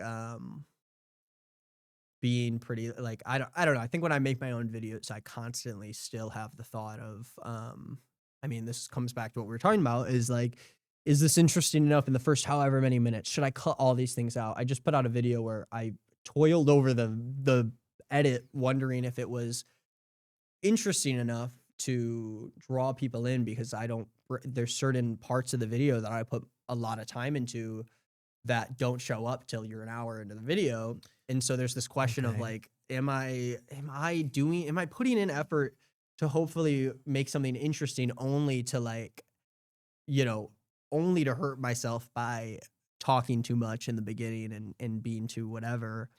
And I say that because why do I say that? In the same way that I think about my content now. Hold on, I'm trying to place where my brain is right now. Take your Um, time. It's my whole life. I know, and then once I say it out loud, I'm like, well, now I'm admitting that I'm thinking about it in this like meta. fourth person. that hit too close to home. I don't like that. I don't like that at all. Yeah. It's like you realize you're thinking about it, but then you don't want I don't want people to to know I'm thinking acknowledge about that. Yeah. you have thought about Yeah, thinking that because then maybe you might bring it up. Oh and- no, that I hate that. Yeah, no, that is like I mean that's what it's all about. I don't even remember how we got to this point. You Yeah, I don't know. I don't know. But what I'm trying to say is I've thought about that idea a lot since I started what I do now. And it's funny because there's even an element of the place I'm at in my career now is not where I was 2-3 years ago, and I can't provide what I provided 2 or 3 years ago. And so there's even an element almost the other way where I think about it and I go, damn, it's great that he wants to have a conversation with me and have a conversation on his podcast, but like I really hope that he's not disappointed when none of the people who follow me come Dude, stop. which I know you Stop. don't feel that way. I know like your reaction to that is going to be like, of course not. And I know, of course not. But there is a part of me, not even just with you, but in a general sense that is like, damn, I used to be able to do this thing that YouTubers did for me back when I started, which was, your Danny Gonzalez's and your Curtis Connors, being people that did give me a shot and gave me an opportunity to have my voice heard, and it did work. And so, and in my first year of YouTube, I felt like I could do that for other people, and I would sometimes collaborate with other people. And there's almost this like, once you've hit your peak and you're like sort of looking back on what, hopefully not my peak, hopefully But you look It's back gonna on be a these things. resurgence. Yeah, yeah, and you are like, what if I can't um provide that anymore? And I think that calls into question, if the things that you're doing and the people that you're doing things for care enough that you can't provide them what you used to be, then Oh, like wow. is that really something worth having in your life if you believe that the Oh. people around you, and that goes for um close friends of mine like you, or even people like my dad or my family, where I used to see myself as someone who um could provide for the first time in my life and who could be successful for the first time in my life. Um, and of course, my parents have never made me feel um, guilt for not being able to follow through on something that I maybe was able to be a few years ago. Um, but it comes up so much in my life of like, wow, I had a platform where I wasn't only even helping my family, but I was helping friends of mine be seen more. I was helping, raise a voice for like things that I believed in, and to not only lose sort of um, this feeling that you can do this as a job, but also lose this idea that you can be more than what you thought you were capable of. Is a very, very interesting thing to grapple with. And so even when I say that now in the sense of like, oh, I wish I could be more popular to like help to help draw more people to watch this thing. Um, it really does boil down the question of like, what are you doing it for? What do you believe the people around you like? Why do you believe they value a relationship in your life? Because I question myself about things like that, and I think, about my dad, I think about you, I think about my brother, and at the end of that tunnel, you come to the conclusion that these people were never in your life in the first place to, to reap what you sow because, in a lot of cases, and even when we first became friends, I was still kind of in the beginning phases of doing YouTube, but like in a lot of these cases, people, and my family specifically, as I think about it, like obviously were there for me before I had anything to provide for them. Mm. Um, and that's a difficult thing to grapple with once you're given like this possibility of you being someone who, um, I do think like the word is like providing and Well, yeah, it's like yeah. when you get to that level, there's a part of me that wonders if the only people you can trust are the people that you knew Yeah. before you Which reach this level of. which is like a difficult especially as a person who moved amidst my job and is a single person without many with and not I don't mean this in purely a romantic sense, but who is a single person without many friends looking for um sort of like a life that I can sort of rebuild or redefine or whatever. Um yeah, it's like trying to redefine that in a place where you're not where you did have things to provide, or you almost have this false sense of like an audience or something greater that you've like achieved. Um yeah, it's such an interesting dynamic to try to grapple with, and it is easy to feel like a I don't even know if I'd say like a victim, but it's easy to feel like someone who um can't find that and who sees their position in the world as like purely this thing they can offer people outside of their own self as a person, Yeah, this is yeah. wow. N- Never did I thought we would end up here. um, I don't know. Thought we were gonna goof and gaff and That's the intro for the and podcast hee hee episode and ha too. ha. Never did he think it would get here. Keep watching, guys. Oh my god. Um, I don't know. I get concerned about you. yeah. That's a lot to shoulder. And we talk about this, and it's a constant thing that I say, but it's like we talk about this stuff like I went to war or some shit. Okay. All right, okay. You and I can both agree that at the end of the day, you're just uploading silly videos to goofy, YouTube. yeah, It's a making goofy, ha. But like, okay. Yes, that is correct. People can have that criticism. That's valid. We cannot take that away from them. But that does not change the fact that this is your life. Right, yeah. This is your life, in which your life is a difficult one to know who really fucks with you Yeah. or who can maybe attempt to use you, or like none of that is comfortable. None of that makes you like sleep with a smile. Like Right. you're right. Yes. Ha ha. We upload the funny videos, YouTuber. But like I just feel like it would be criminal to not acknowledge like, okay, yes, people have had it worse. They have. Hmm. They have. Mhm. But that does not make your experience invalid. It doesn't. It doesn't. And like, I know that your experience has not been like a daisy field. Like, it hasn't been easy. Like, Yeah. you and I have really, really talked through it. Like late night phone calls separated by like 9 states. Like Yeah.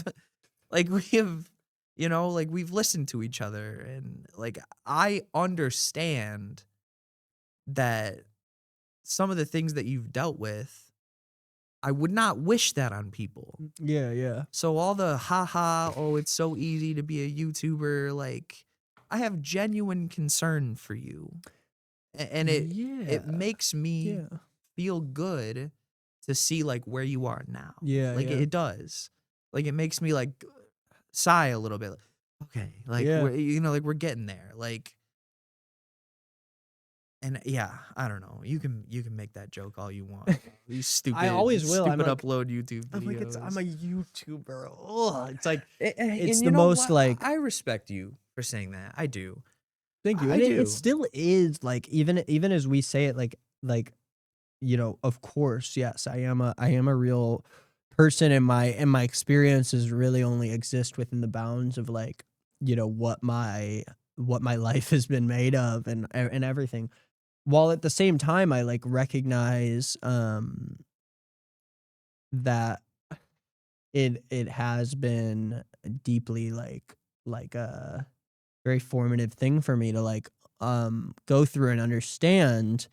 As much as I have been blessed by it, I also have had to experience a lot of I don't know, like reality checks of like what I'm doing, and like as somebody who was not very into school and who didn't have a plan outside of we can agree on that. We can agree on that shit. If anything, like not being someone who is so unsure and then experiencing the success and the respect and everything for the first time really like jumbles it all up, and asks a lot of questions that I think can draw you both ways very easily in terms of and when I say like drawing you both ways, I mean like making you feel both things of, yes, I was very young when I was exposed to a number of a very abstract number of people that I could not possibly like comprehend, you know, becoming involved with my life and my experiences and all of this. Like it I is, do kind of want to put a pin in that, because at your peak, what was your subscriber I don't know, count? maybe 700 700 something thousand? Yeah, maybe. That is, And I'm like, that's niche YouTuber numbers. Like, we're Yes, it talking is. niche when it It comes to is. the greater scheme of things. Sure, which sure it is. you know, But like, I can't picture what 700,000 people gathered in one location looks like. It's Michael Jackson numbers. It I is don't know about like Michael Jackson numbers. Maybe there it's, were yeah.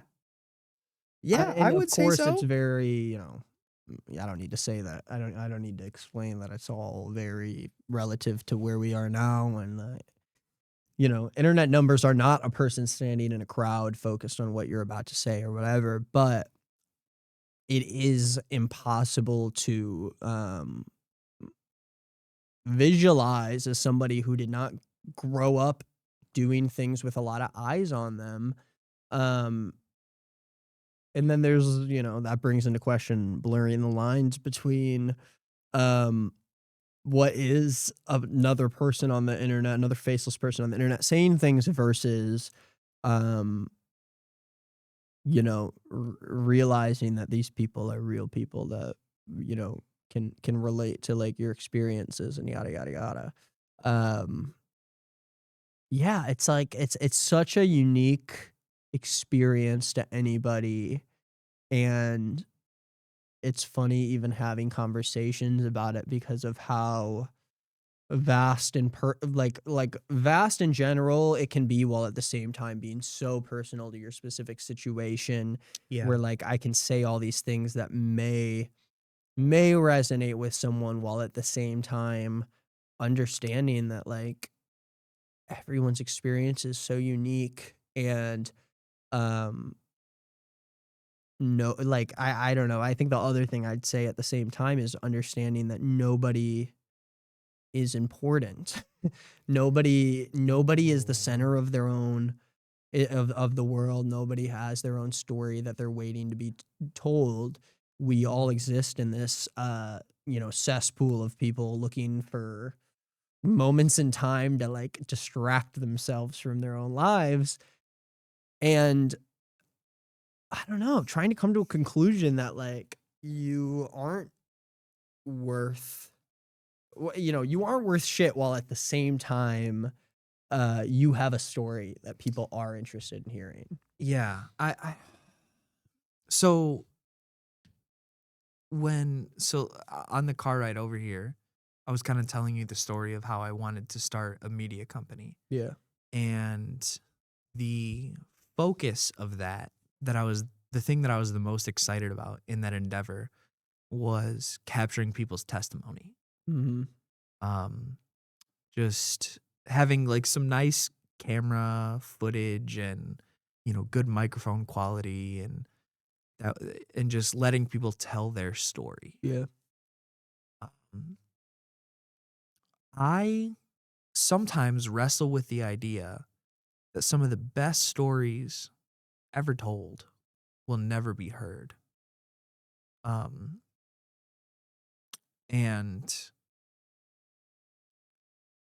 I don't necessarily know if I have a point to that, but like it's so important to spend time getting to know the people around you. Yeah.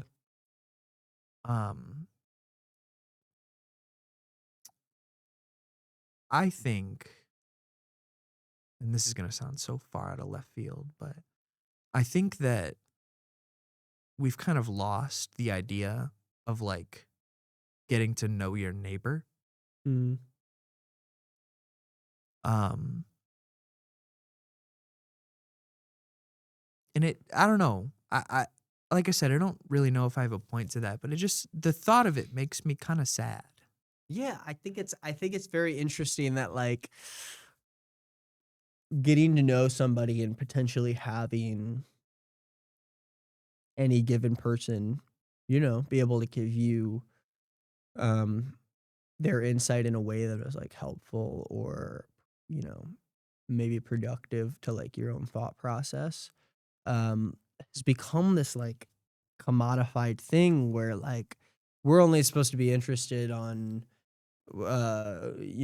goddamn Ben Affleck and Matt Damon talking to Joe Rogan. Like those are the stories that are like, everyone's gotta gather together and listen Yeah. to these guys talk about, and regardless of whether or not it's interesting, this like commodification of like, you know, the people who are interesting are these people who have these stories or this, you know, or even if we're talking about politically, like if like we're talking about like a Malala Yousafzai, whatever her name is, you do not need to be, God bless her though, like she's probably great, Peace be upon her. but you don't need to be a person who was shot point blank in the face. No, she's probably amazing. She's amazing, I'm sure. And that's not even, that's not me even saying those people are uninteresting. It's just saying like coming to the realization that everyone around you is so interesting. Yes. Um, Yes. And that you, and also even coming to the realization, I guess this is personally speaking, as someone who maybe when I was younger was convinced that I was, you know, more interesting than the given person. Maybe not more interesting, but maybe had a better way at presenting things to people or was more fun to listen to or whatever. And that's like, I don't know, it's kind of like baby shit. Like the point of, you know, each of us being here and having, you know, experiencing and living through the great times and the bad times is the fact that each of us are able to carry that and like give it some sort of meaning. Unfortunately, some people have some crazy shit that happened to them and they're just simply horrible storytellers. And so unfortunately they can't do anything with what they have. Yours and mine's biggest Yeah. pet peeve. Yeah, I'm bad like, storyteller. Tell a story. Tell a Like- good story. I love a good story. All the best stories exist within people that maybe don't have the ability to tell it. You know, in it's either Ecclesiastes or Proverbs that Solomon says there's nothing new under the sun. That and I don't know if I agree with that. I think that there's some people's stories that are unfathomable. Maybe that's a point in the Bible I disagree with, but sometimes people's stories deserve to be heard by as many people as possible. Yeah, and more people than you'd expect. Even if you were to hear the stories, you know, I feel like, I feel like being able, it's not even about the person telling the story, but it's about the amount of experiences and you know, lessons that people can carry on in a way that is not about and it maybe doesn't align with like the current day process of like you know, the hook at The end of it hook. all, which bring it all back to the hook, is that it's not, it isn't about a hook. And there's sometimes a story that people like maybe it doesn't have a hook, but the best stories are not built on things that get people interested off the jump. It never will be, because you know, I don't know, what kind of fantastic great story starts with some sort of like formula that gave someone a way to like get you interested in the story. Right. Like that's not what stories are. That's not what lessons are based off of, is how quickly can I get someone interested. It's what are you doing after it all? Seriously, dude, don't look at your phone while I'm talking. Like that's really Dude, shut up. I'm looking something up. Everyone does. I'm looking this. something up. Everyone does. Name 5. Dude. Let me hang on. I'm simply curious. What is the book of Job? Have you read the book of Job? I know about the book of Job. I haven't heard about it, but Job's the one that did all the bad stuff. And Job had all he's the one. bad stuff happen. He had to all the him. bad stuff happen to him. He goes back to his dad or something. No. That's the prodigal son. That's the prodigal son. Wait, maybe I thought that was One of the greatest stories ever told. this is- me. And I'm just chuckling at the idea of a hook. Yeah, At the idea of you need to draw attention. Mm-hmm. One of the greatest stories ever told was the book of Job, the story of Job, and it just starts with, there once was a man named Job. And He the guy with the pigsty? He ended up in a pigsty. No, that's the prodigal son. You're still in the prodigal son. Wait, what? Yeah, you're still in the prodigal son. What is going on? Okay, go ahead. Go ahead. You want the story of I Job? want to hear Job. You want to hear Job? Okay, Job. Job is a man somewhere in between Genesis and Exodus. We don't really know at what time this man lived. Yeah. Many people say this is just a story, that this did not actually happen, that this is a parable. Which is a very big Bible thing. Yeah. Yeah, that's I Adam and think, Eve. I think the story of Job happened. Okay. And the story of Job starts with God and Satan. And they're at some kind of council meeting. I don't know if it was like a weekly thing. I don't know what they were doing back then. Yeah. But God and Satan are together, whatever the setting. And Satan starts like talking his good shit, Mm-hmm. talking about like, I can make anybody turn from you. Like, it does not matter. You name a person, I can turn their face from you. I can make them renounce you. I can make them curse you. Yes. And God says, bet, try Job. Did he? Sorry. Did he think Job? I fill my water bottle again. I gotta tell this story and piss. I'm busting. But The piss is busting out of your pants. this story has a little bit of contention because God says, well, Satan says, Yeah. I can make anybody turn from you. No one loves you that much. Does not matter who it is. I could make them hate you. Mm-hmm. And God says, try Job. Just offers him up. Says, try Job. And so Satan starts attacking Job. Poor guy. This Job happened is- to me once, by the way. Yeah, back in 1967. And Job is like a rich guy. And so Satan starts taking away all of his riches, all of his like livestock, which would equal richness back then. But he kills all his livestock. And he starts there. But before that, God had said, you can do whatever you want to him. You can mess up his life in whatever way you want. Just don't take his health. That's what God says. Okay. So Job takes all the livestock, all the riches gone. Job was a rich, rich man, and he's no longer rich. But Job never says, God, why? He never curses God. Not that God, why is a curse, but he never says, God, he never gives God the finger. Okay. That's kind of the recurring theme. He never gives God the finger. He never blames God for this mishap. And so all of his riches are taken. And he's still not giving up on God. He's still not turning a cheek to God. And God's like, what did I tell you? This is what he says to Satan. What did I tell you? Look, Yeah. this guy, he's infallible. Yeah. Job's the man. Job's the man. You can't corrupt him. He's not going. So then anywhere. Satan says, okay, let me take his family from him. God says, all right. I'd be so pissed. It's a hard story. It's a hard story. So Satan I'd be giving the finger at that point, to be honest. Satan kills Job's family. They all die. His sons, his wife, they all die. Maybe his wife doesn't die at this point. He loses people. That's the Yeah, moral if he of took it. my wife, that would have been the last straw. That would have been I'm gonna keep it a bean. That would have been my last straw too. And so now Job is dealing with like, oh man, like I'm not rich anymore. Like my family's dead. Right. And he still never blames God or curses God. So God's like, what'd I tell you? He's talking to Satan. What'd I tell you? This is my guy. He's not gonna flip.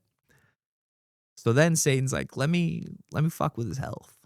Let me take his health away from him. So God's like, all right, do what you will. So he gives him all these like infected, Oh no. pus-filled boils that are painful and they hurt. And still, he never renounces, blames, curses God. Now, that doesn't mean that he wasn't upset. Job was talking all this stuff that I can't even blame him for. He was like, honestly, my life sucks. He was like, this sucks. If I'm here to experience this, I'm pissed. Yeah. I'm pissed about this. He's like, curse the day that my parents even conceived me. Like, If I could go back and make them not, I would. This I could sucks. cock block my dad. Like he's woeful. He's hurt. He's at the lowest point in his life. And then the people in the community come up and start like poking fun at him. They're like, "Hey man, look at you, sick. All these boils. What are you gonna do about boil it? boy. Boil boy, bubble boy." Boil They start giving him shit. And Job's like, "Look, get away from me. Like walk away. Yeah. Like I'm still not gonna turn on God." And so at the end of it, all this torture, all this nasty, all this sick stuff. And to be honest, side note, I kind of hate this story. I love it, but I hate it. But I hate the idea of like God okaying my suffering, Yeah. which we can kind of circle back to that because that's what he did. He okayed Job's suffering. He said, try Job. He encouraged it, as a matter of fact. Yeah. Try Job. See what he does. But by the end of it, Job never cracks. He never turns his hate or his hurt towards God. Mm-hmm. And at the end of it, Satan relents. He's like, all right, you were right. This Job guy, he's the real deal. Like he's not gonna about face on you. And so then God rewards Job for his faithfulness, gives him more money than he had before. And basically that just means he gave him more cows.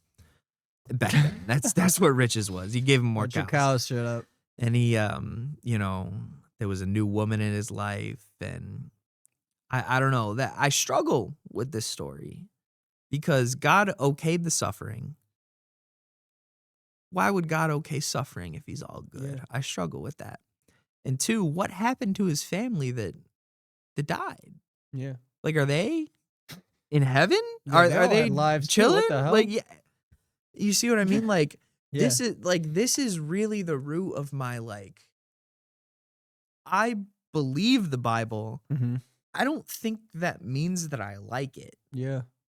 And that also feels icky to say. Yeah. But like it's a hard pill to swallow. Yeah. Yeah. Now I have to go to the bathroom, but I have a question for you to think of while I go. Okay. What is the thing you struggle most with in faith? Okay. Think on that while I pee. We're at 3 hours. Are we at?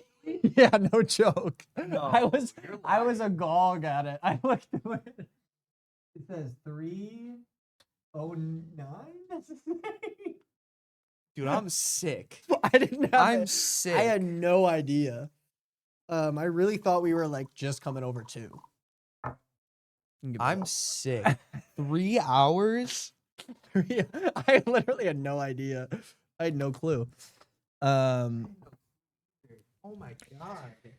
Whew, you got a lot of stuff you'll have a lot of stuff to cut through. Maybe you have 3 episodes to make out of this. Dude, I don't know. Like the hardest part about editing these is flipping the camera back Yeah. and forth. The camera, it's so annoying. I just what do you use Premiere? I use Final Cut Pro. Oh, okay. I use Um, DaVinci. I use Resolve. DaVinci. I actually recently started using DaVinci for color grading because I've been getting really into learning After Effects and color grading for like music video Can stuff. you help me because I'm dog shit at color grading. I am also like not good at it. I think a lot of it is like I've been learning how to do it, but like to have the eye for it, Well, my problem is also my monitor. mm, I don't think my monitors are like good enough to attempt a color grade on. that is interesting. I'm someone who always came from it from a perspective of like, this is really cool, by the way, your angle, how the background you can see the reflection of the lights in the glass. It's like this weird, like, I'm like, what is that? But it's I'm not gonna have to edit your angle at all. Your angle's perfect. yeah, it's pretty zoomed in. Luckily you'll probably be able to preset both of them. What kind of lens is that? It's like I couldn't tell you the specific 50 millimeter? I don't know. I'm curious. You can look at it. I have a 50 Um, mil. 28. You're on 28 right Yeah, and I never cared about. I was always such a person that was like, YouTube video wise, and I still am. Maybe for fun, I'll like try to do After Effects and color grading stuff on YouTube, but like it's mostly for like music video stuff and trying to. But it's so like I finally just learned how to even just shoot and log on my camera so I can color grade things from like a very like stripped back perspective. And it's still something that like I'm working on this music video right now where I'm literally like importing shots, color grading them in DaVinci, doing the effects in After Effects, and then going into Final Cut and like actually editing it. And it's such a process of like it's hard to care about it, especially when it comes to making videos and being like deep into a process of like just trying to finish something and put it out there. Well, I would imagine too, like the color grades you want are not just like, oh, let's white balance this That and too, increase the it's, like, saturation. It's like a Very creative. like an artistic Mhm. choice. That's the same thing. Yeah. Yeah, very very true. Is like I from a like learning how to do something not from a perspective of how can I tangibly get this product out in the world, but like how can I make it look good and get How across, can I be proud of it? yeah, like Yeah. and there I don't know, it's interesting, especially when it comes to like the gear conversation about like how to make stuff that you're like that make stuff to a quality that you're happy with, and like realizing that like a lot of gear can be nulled when you come to the conversation of like, do you know how to actually treat the footage and set up a shot and know how to make the Yeah. audio sound good. Yeah. And there's like a spectrum when it comes to YouTube of how much you have to care about that. I still think there's a level of me that is so like, a lot of my YouTube videos, like once I get out of the intro, I'm shooting it now like on my MacBook camera. Like it's so like Really? my most recent video, 90% of it is on my MacBook camera in the corner just talking about stuff. And then of course it's very like by case scenario. Not even this? Mm, Not even this when it's MacBook like laptop camera? when it's set up like in front of me, it depends on the content. Like I'll do my intro on the camera and stuff, but like if you actually watch like if you get into like the meat of it, it's like I feel like personally I can get through a script and be um and be locked in on something if like way easier if the camera is just like right there in front of me. And if you skip to any point, it's literally me in the corner, like on my MacBook camera. And it makes it so much easier because then the script's right under the camera and I'm like right there. And there's still a balance of how much I do that. I don't like to go full screen with like a webcam. I'll do it when I'm like doing like talking about stuff and there's Yeah. something in the corner. Yeah.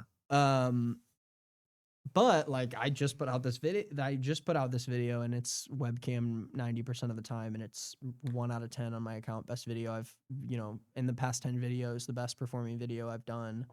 And it really like people, it depends on the content. Again, I always say like it's so case by case basis, but audiences aren't interested in seeing your face at a high resolution or even for the full time. Like it's easy to have when you intro a video to get across your ideas and you want to present it in a way that is easy to see. But once you get far enough and once you get past, trying to hook people into it, I feel like people want something that's easy for them to listen to and interesting enough where they don't click out of it. And Yeah. most of the time that is not requiring them to look at their screen even at all. That's such an interesting point. Like I wonder Yeah. I wonder how many people would like watch this and never have put their eyes on it. You know what I Yeah, mean? and when you wonder about the edit, it drives you crazy because it's like no one like people probably don't even have a second thought about this. And it's still Yeah. something I deal with where I am still an editor who hasn't been able to fully drop the idea of like I can't go full, Penguin Zero critical and Right. and One take Tony, yeah, like yeah. like Ludwig asks like Yeah. I can't do that and I won't be happy with it if it is. So it's like I have to still figure out how to work in my own boundaries of what I feel like I perform the best within. Yeah. Which is sort of this weird middle spectrum between using a script and riffing and allowing myself to edit myself while also understanding that like people are not glued to the screen every second. And people like human beings, as much as they want to teach us to be like dopamine addicts that are looking for these 15-second scrolls, there are a lot of people out there now who are willing to sit down and listen to hours and hours and hours of the same thing. Um, and it's just giving them the opportunity to sit with it and be comfortable with it. And in whatever the way that is, I still think it's something that you have to sort of come to the conclusion of based off your own audience. But like nobody is ever going to take your production and what you think it needs to be as seriously as you're going to take it. We're gonna have to do this again. Part 2 coming Like soon. we're gonna like I'd love to we're talk more. We have so much stuff. To, so much. I'm like- I feel like there's a part of me that's like, you're gonna have like to cut this shit down. no, I'm leaving it. I'm leaving it raw. The only editing I'm doing on this video Is is the- switching cameras. It's That's the it. angles. And that's gonna take me however long this video has been to record. But I need to do that tomorrow. I need to my Jonah video is done, and then I need to do the video of like does God know everything? Because I want to drop that in the Jonah Yeah, video at yeah. the same time. Because at the end of the Jonah video, I like tease that video and I'm like, click here Yeah, to yeah. fucking And watch at this that. point, like at this point in your YouTube thing, I mean, what I always tell people is like before you have an audience, you should not give a shit about your posting. Like if you post something too soon after something else, or you do this or that, like Really, that's good. I need to hear when that. it Keep comes to the talking. when it comes to the algorithm, until I feel like you have a returning like interested audience. I mean, the way I look at it is always keep creating until you see something that resonates truly with like other people. And when you can see that and see go where's my next step from here is when you start to hone in on like what it is that you're good at and what it is. And despite whether or not like what you're making now is making you excited or recognize that you might be good at something or recognize that you might have this skill for something, at the base of it all, it's you need to create, and creating will open your eyes up to what you're good at and what you love doing.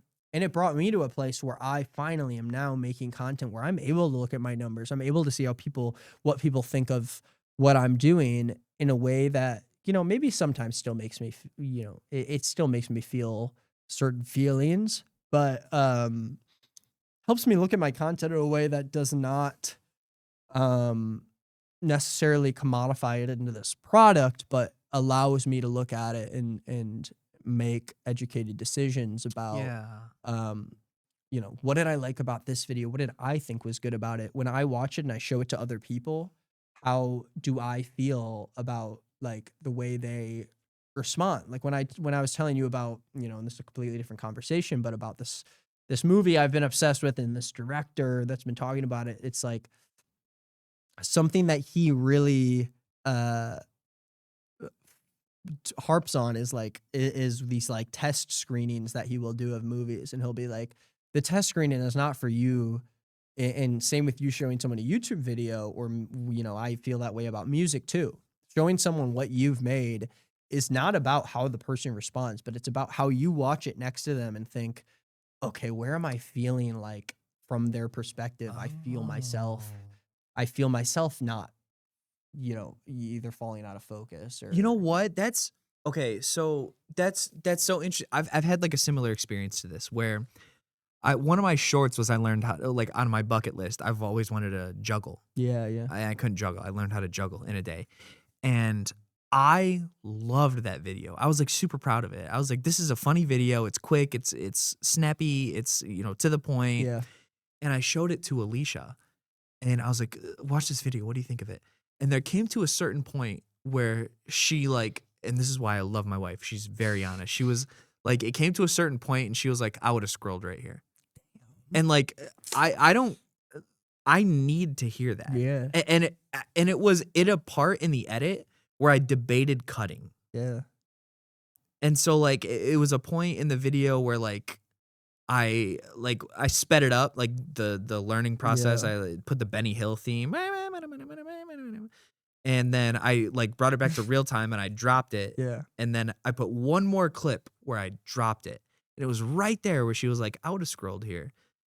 And that, like, I should have cut that moment. And I Yeah, for thought sure. that, like, in the edit, I don't know, that's just really interesting of like I know we've kind of talked about like, you know, people are going to watch if they're going to watch, but like that's dedicated viewers. Yeah. I feel like every video, correct me if I'm wrong, tell me if I'm totally off here, but like every video you post should keep in mind your new viewers that are ready to turn away at a moment's Yeah. notice. And I think especially when it comes to new creators who don't have a committed audience, is never base what you're creating off of this idea of a preconceived audience that you might have that might be interested in coming to your video, because at the end of the day, especially in a very early sense, is like 5-10 people that are interested in what you're making. If they decide to watch it right away, they're not going to affect the algorithm that is going to push you to other people, you know? It is not like this idea of like people who have previously been bought into your content will now, you know, now that they've been convinced to return to your content, like, and it seems kind of backwards being like, you know, people that have finally, you know, subscribed to you or that are watching your video for the second time, like, don't worry about them. But it truly is like on a bigger scale, what is going to matter to YouTube's audience is like, is this guy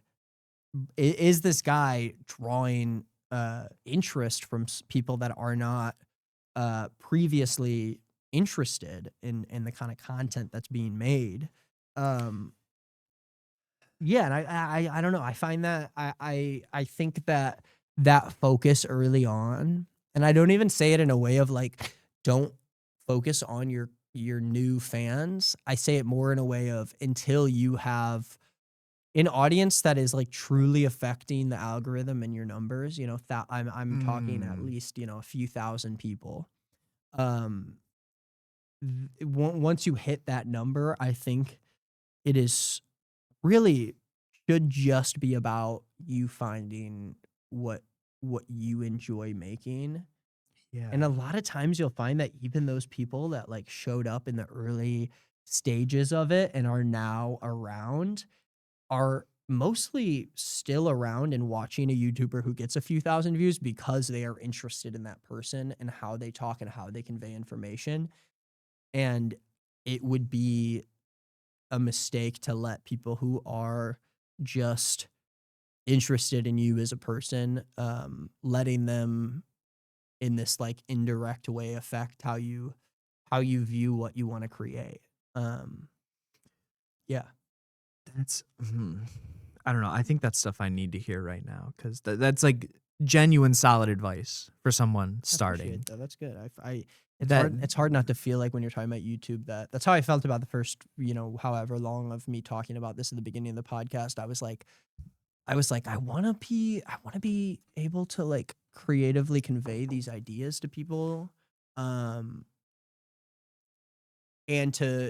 for it to feel like advice that can be applied to their lives rather Yeah. than, and creativity is so abstract. It can very often be hard to even talk about it in a way that can apply to anyone but yourself.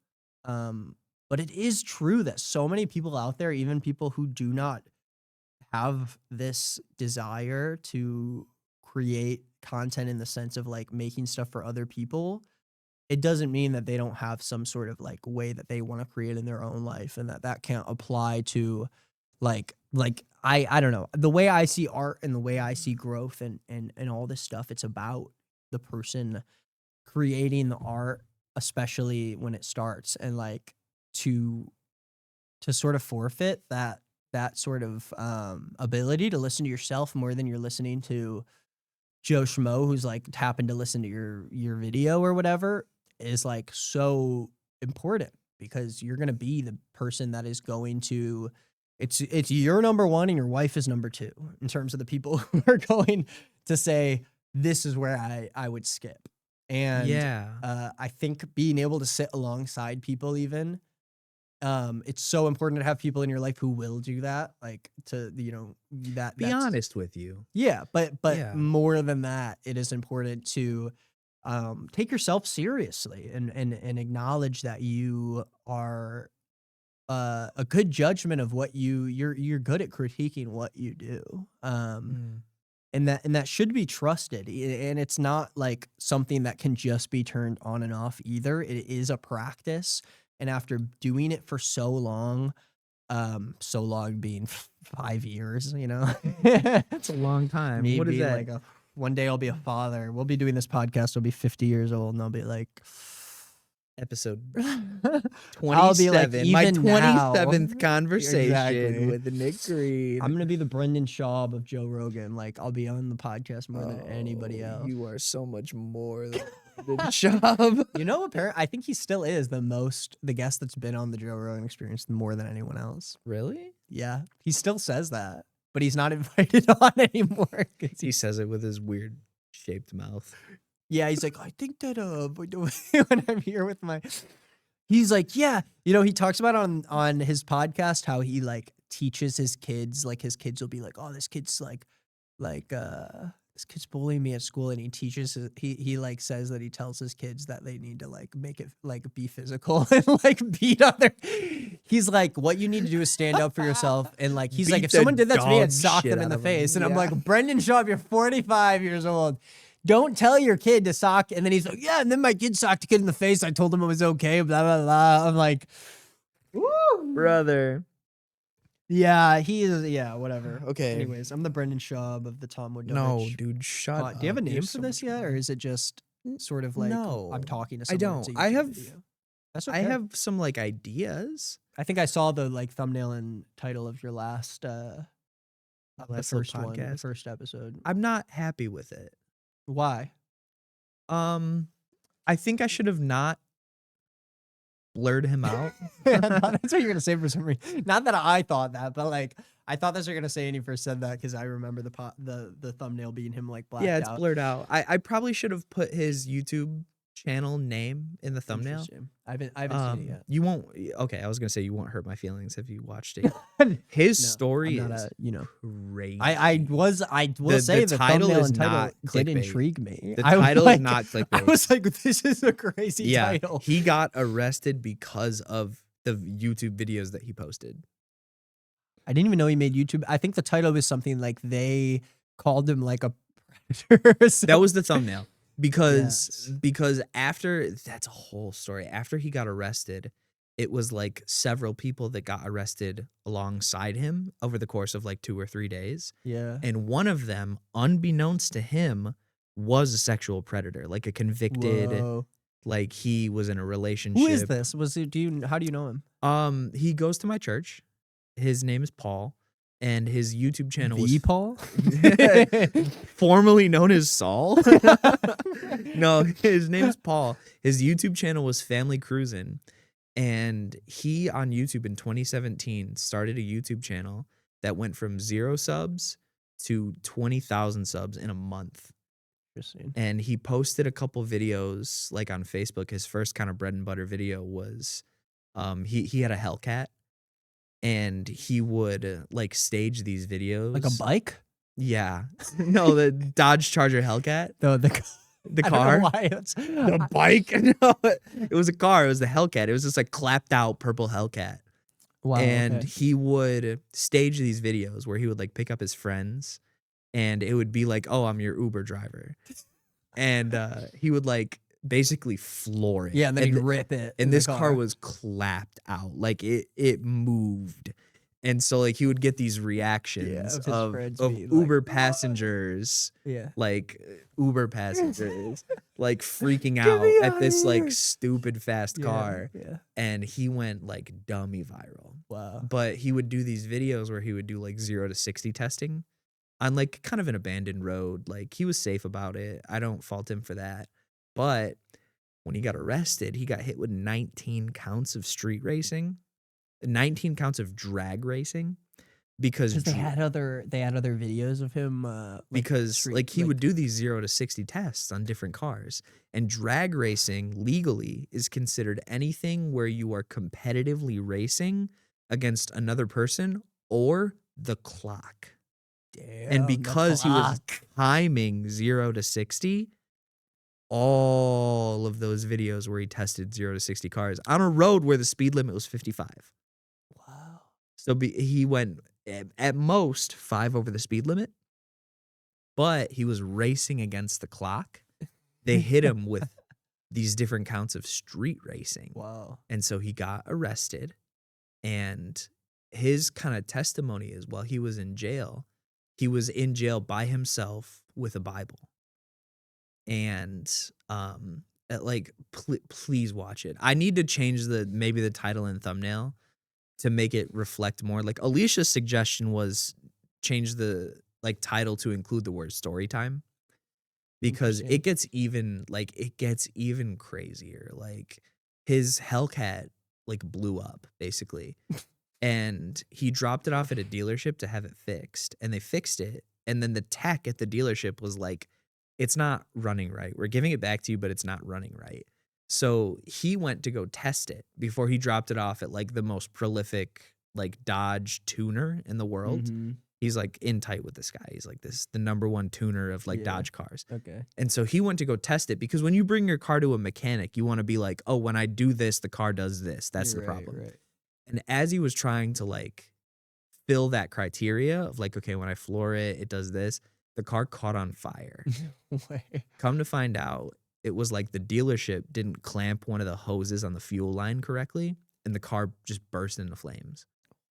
And so he goes back to the dealership and he was like, listen, let's keep it a buck. This is your fault. Your tech said the car wasn't running right. You didn't clamp this fuel line correctly. The best tuner in the world knew exactly what the problem was when I described it to him over the phone, because he couldn't even get it to the tuner before it caught flames. And the dealership was no, you're lying. We have it on good authority. That's someone that knows you called the dealership and said he torched his car on purpose for the insurance money. Wait. What? I'm not going to spoil it, but he does find out who it was. So they literally tell him we know you're lying. Yes. Yes. Wow. And he does, I'm not going to spoil it. He does find out who called. He does know why they called. And it was, I need to change the title and thumbnail. I need to, because I need to put Family Cruising somewhere in the thumbnail, because his channel was big. He was getting his whole YouTube career lasted 18 months.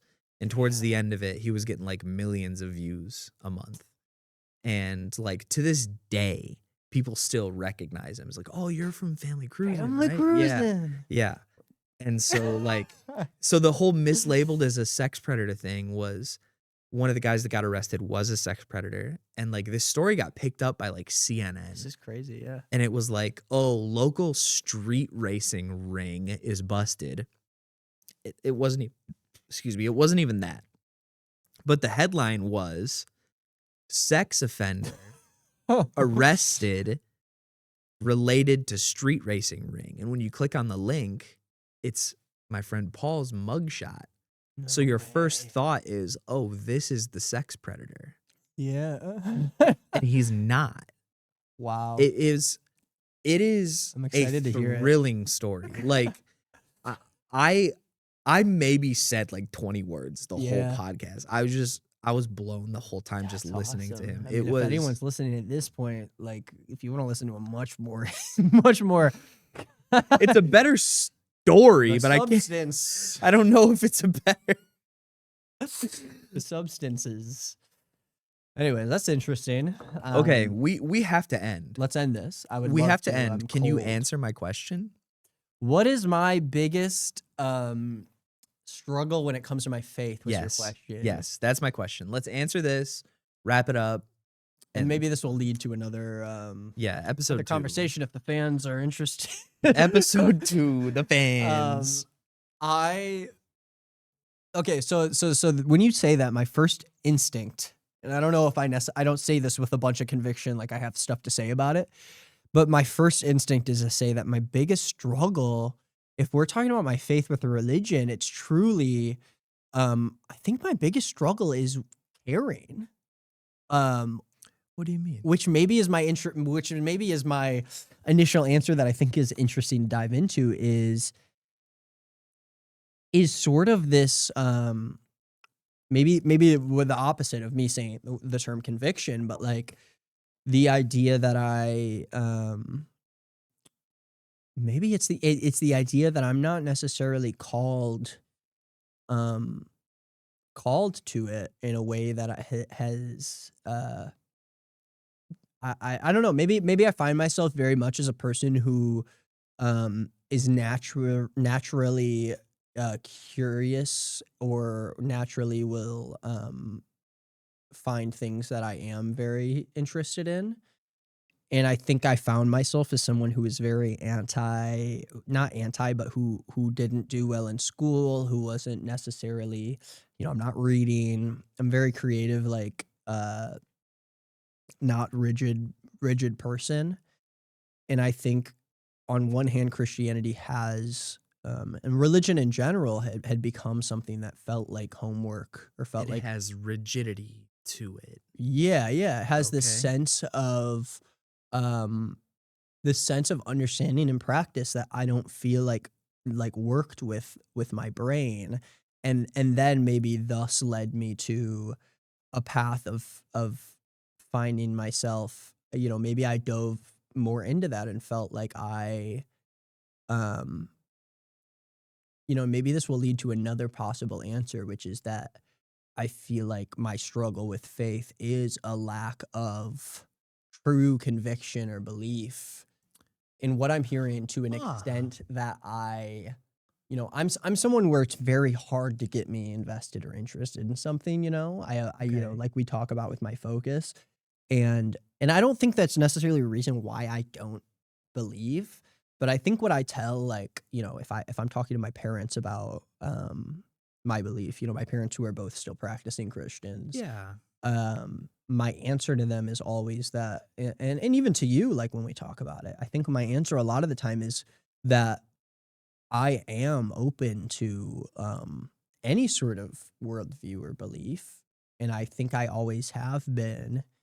And I think it is just a question of, what do I feel called to? What do I feel inspired by? And do I necessarily find it to be something that I think I could find identity behind? And I think for a lot of my life, that sense of belief or conviction, or maybe even care when it comes to what I was learning, just like wasn't there. And now, as someone who's grown up a little bit and has put more effort into things that maybe I initially wouldn't care about, I still find myself, interested in spirituality and interested in a lot of these ideas. Of course, I like talking to you about it because and I like talking about it in general because I grew up in that space. And so I Mm. have a lot to say about my experience. But I think, given what I have been given, and I guess the way that my brain works or whatever, I don't find myself eager for a I mean, I don't know, that's tough. As I talk about it, I'm like, I've always found myself eager for some sort of answer or some sort of comfort that I can have in knowing that maybe there's a greater purpose. Maybe I have a greater purpose, or me and the people I love have a greater purpose that isn't going to end when I cease to, be here. Um, and I think that I have found myself naturally convicted by things like this before, or maybe not in a religious way, but in general, um, to the point where I guess I'm of a thought where I accept things that are naturally convicting to me.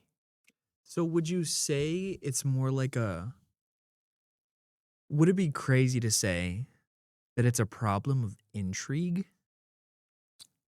I wouldn't say I wouldn't say like it's out of the question or crazy at all, but I wouldn't say that I wouldn't say Christianity or religion in general uh necessarily feels like it realistically could intrigue me enough at this time in my life Interesting. um to accept something like that into my life, or maybe not even accept, but introduce the idea, in a way that doesn't seem, disrespectful at all. That's totally not my, I'm sure you understand that that's not my prerogative or anything, but Yeah. without disrespect, I don't find, at least in this point in my life, like, I don't find intrigue in religion as much as I do in people and in my real in Mm. what's in front of me. Um, and I think over the years, I think what really has like captivated me is my relationships with other people, but also my own journey in creating myself and kind of learning how I want to uh, move forward on this path in my life in a way that I feel like I can get behind. And I very rarely, I think over the years, especially when I first kind of got out of Christianity, I think I found myself looking for that sort of security in my life. And I don't know if if at this point or throughout this journey, I think it's been this summer it'll be like 7 years since I've maybe considered myself a Christ follower. Jesus, 7 years. Literally, Jesus. Literally, Jesus Literally Christ. him. Jesus, literally him. But all to say, it's been a very interesting arc in my life trying to figure out how I feel about that in a way where I would say in 2021 or 2022, I would talk about Christ a lot differently. Um, I'd say now I look at it in a different light of not when it comes to whether or not it's the truth or whether or not it is, my truth, but more, um, I don't know. I think maybe part of that comes with becoming an adult and and being able to define what you consider to be a good life and what you consider to be fulfilling. And um I think I have found that a lot in people and in art. And um I still, of course, like I think it's embedded in me that um I find Christianity fascinating, and I still find the process and the spectrum of belief among different people very fascinating. Um but I think I find it fascinating in a very personal, um you know in a very personal human way that feels like my interest in it almost exists within the bounds of somebody's story that they can tell me, maybe rather than me looking at it as sort of this idea of how Christ has formulated in their life, if that makes Mm, sense. it does. It's very much something that I feel like I'm constantly trying to define in myself. Yeah. Um, and I think as somebody who, and maybe people can relate to this, who um aren't, maybe grew up with faith in their life but aren't very uh faith centric to their lives in that way, that I find the stories interesting, and I also just find the dynamic of spirituality and religion in somebody's life, especially as a young person, very interesting. And I've gone through the arcs of feeling rejected by it, of feeling angry by it, and of Yeah. feeling like you know, dissuaded and confused by the whole prospect of it. It's kind of funny you say that. I'm kind of mad about it right now. Like, And why do you feel that way? like I'm on kind of like for lack of a better word, like a crusade. Like I am making these videos, sharing the word, like, I guess in some maybe naive way trying to advance the kingdom, but like nothing good is happening in my life. Interesting. Like I lost my job. I'm trying to pursue this, and like in all of it, my wife Alicia like understandably is stressed. Of course, yeah. Like I'm not providing. Like I'm not making money to I have like unemployment coming in, and like it's so stupid to know that like I made a video learning how to like whistle with my fingers, Yeah. where it's like I've always wanted to know how to like learn how to do that. Yeah.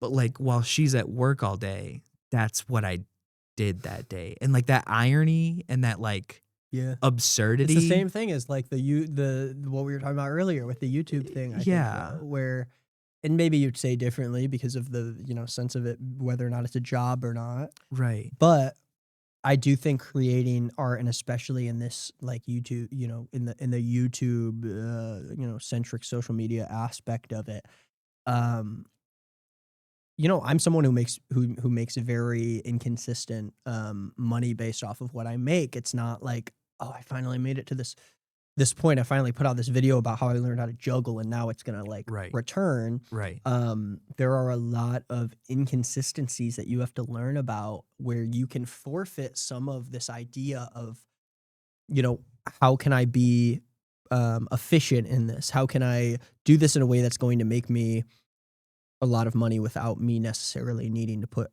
everything else to my life at the side? And it's like the absurdity of it isn't lost on me. Yeah. Like then there's like a part of me that's like that frustration we're talking about, like,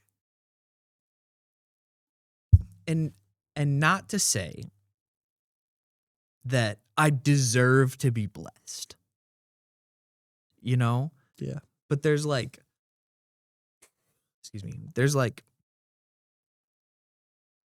there is this thought of, if I am doing something for God, Mm-hmm. and this is like wildly presumptuous to say, like, should it not be blessed? Right. Yeah. In the eyes of what you perceive to be Yeah. your Lord, it's like, why not this, if anything Yes. else? Yes. Right. I am like, this is like a today struggle. Yeah. Like, throw me a bone. Right. Like, Yeah. and like and I don't really know how to feel about that. Because that's where faith stops for people who aren't who don't put their trust in the Lord. And so that's like a very interesting conundrum that you're presenting yourself, because you're simultaneously feeling like, well, I am doing the Lord's work. Like, this is what it's all about. Like, shouldn't I'm be spreading the gospel? I'm right?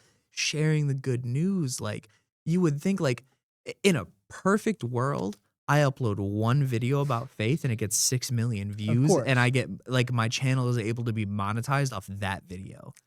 And I think this weirdly like connects back to this whole story you had about the city of whatever. What was it? Nineveh. Nineveh. Yeah. Oh, there was the book of Nineveh, but the city of Right. Jerusalem. Yeah. Okay.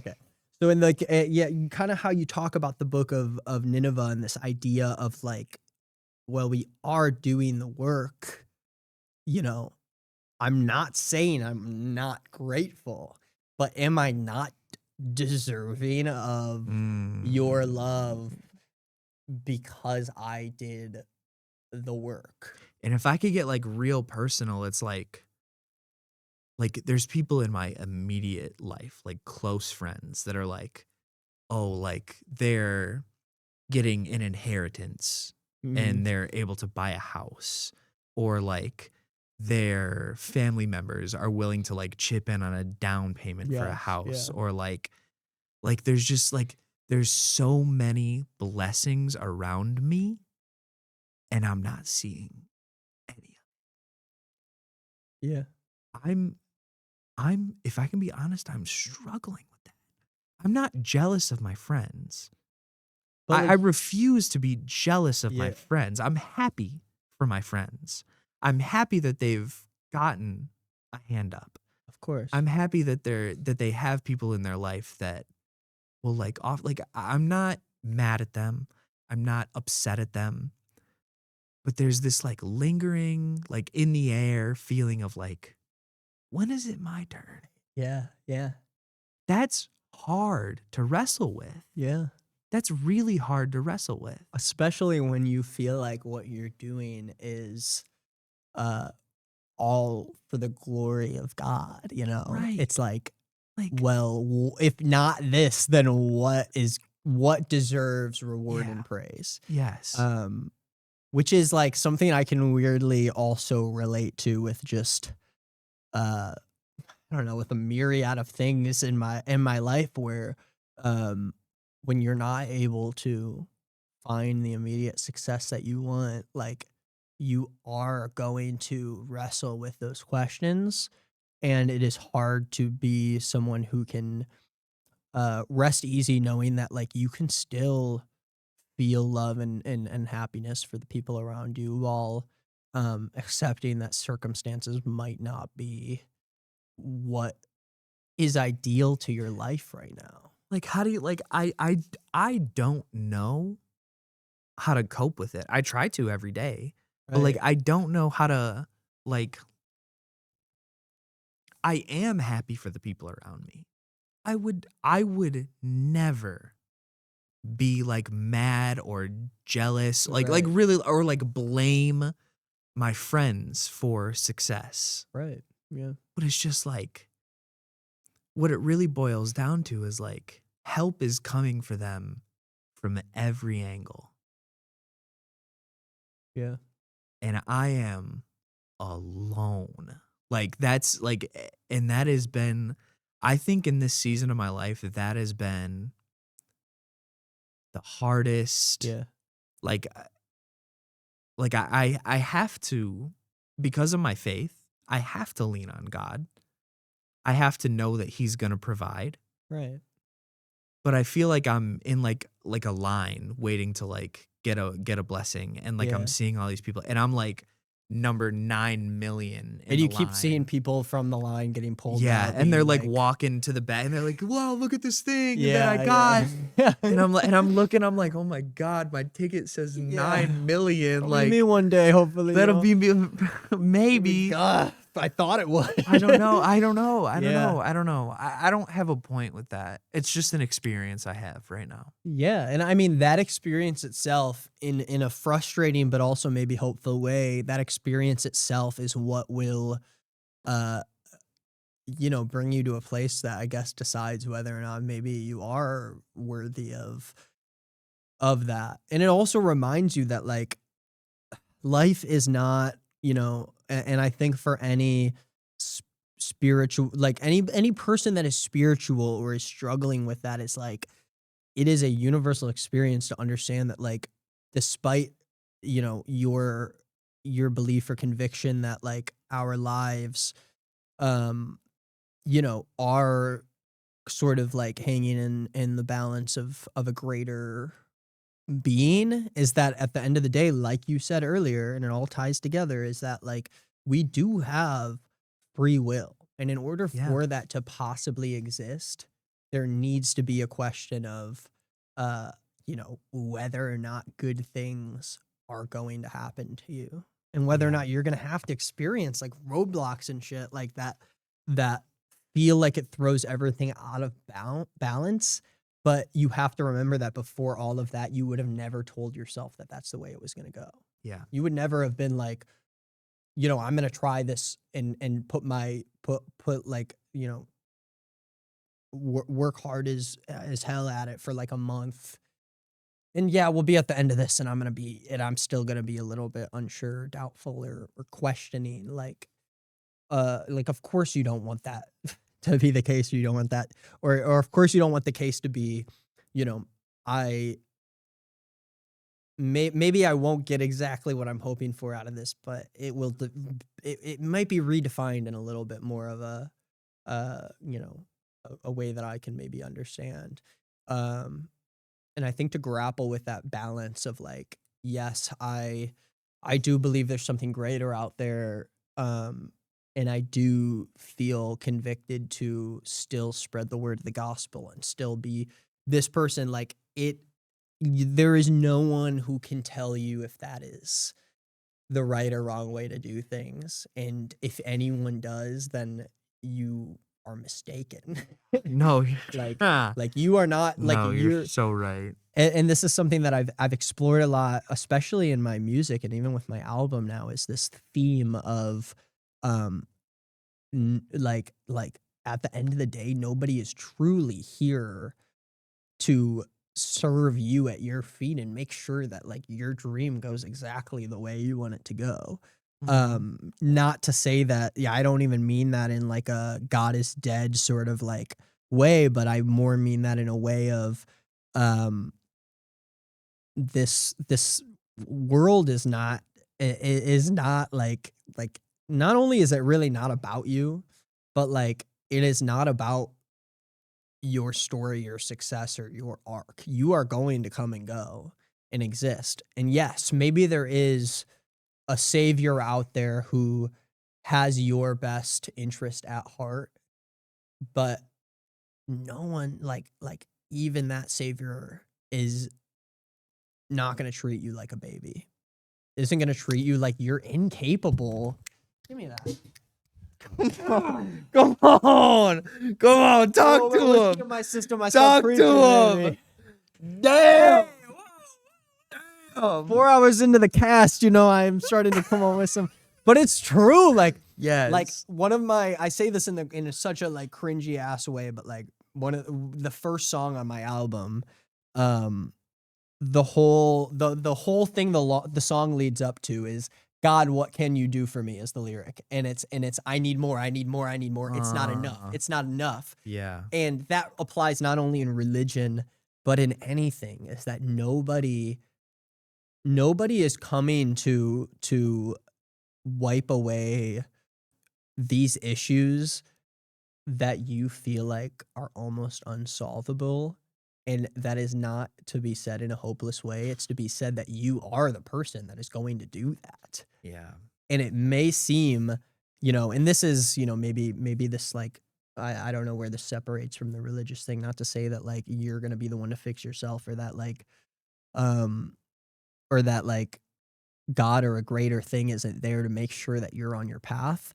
But like none of this was ever supposed to be easy. It's not. Like you aren't supposed to get fired from your job and then make a plan and I know. it's gonna work. You Yeah. know? Even I thought that like my pipeline to having a job and being successful was a little bit too easy. And that's Mhm. only to be hit with a wall of these things that I am not so willfully unprepared for. Right. And I think that's like so important to remember is that like not only like on there's this dichotomy of like you're the one that's going to save yourself, and that can feel hopeless, but it also is a beautiful thing knowing that you're not waiting for like this thing to swoop down and like grab you and fix all of the issues. I really think like you're not wrong. You're not wrong at all. And I really think that ties kind of back into the just because you have faith doesn't give you the right to be stupid. Right. Yeah. Like there are actions that you have to take. One of the most important things I ever learned. This is maybe you could call where I am in my life a crisis of faith. But the first real crisis of faith I ever had, I mean, I grew up in the church, and then I kind of hit a point where I was like, why do I believe this? Like, why this? Like, Yeah. why not? Like, if I was born somewhere else, would I have Yeah. believed this? Like, and I really went through a crisis of faith. And there was a man in my life. His name was Jake Kirshner. And he was like my youth group leader. And he's always been someone who I can talk to about the heavier things, you You like a know? worship guy? Like, No, he was no, he was I never a don't. worship I guy. must He not was know the him. Stuco director of the Romeoville campus. I'd feel like I'd recognize him. I think I know. You who would you're probably talking about. recognize his picture. Yeah. Um, and I was doing an internship at a church that he started. And I was like really struggling. Like I was lost, I was confused, I was mad. And he took me out to lunch. And I sat down at the table with him and I started expressing all of this. And he just started laughing. And I was like, if you don't quit fucking laughing right now, I was like, what are we laughing about? It And was so funny. and I was like, what's so funny? And he was like, man, he was like, I've known you for so long. I was wondering when this was gonna happen. Interesting. I was wondering when you were gonna just stop blindly believing. Right. And he yeah. was like, he found it like in a weird, fucked up way. He found it funny. Yeah. And that has always stuck with me. Like he was just like, I was waiting. I've been waiting. Yeah. Like you're here now. What do you need now? Which- But like, weirdly makes sense knowing you now, because it's like you are someone that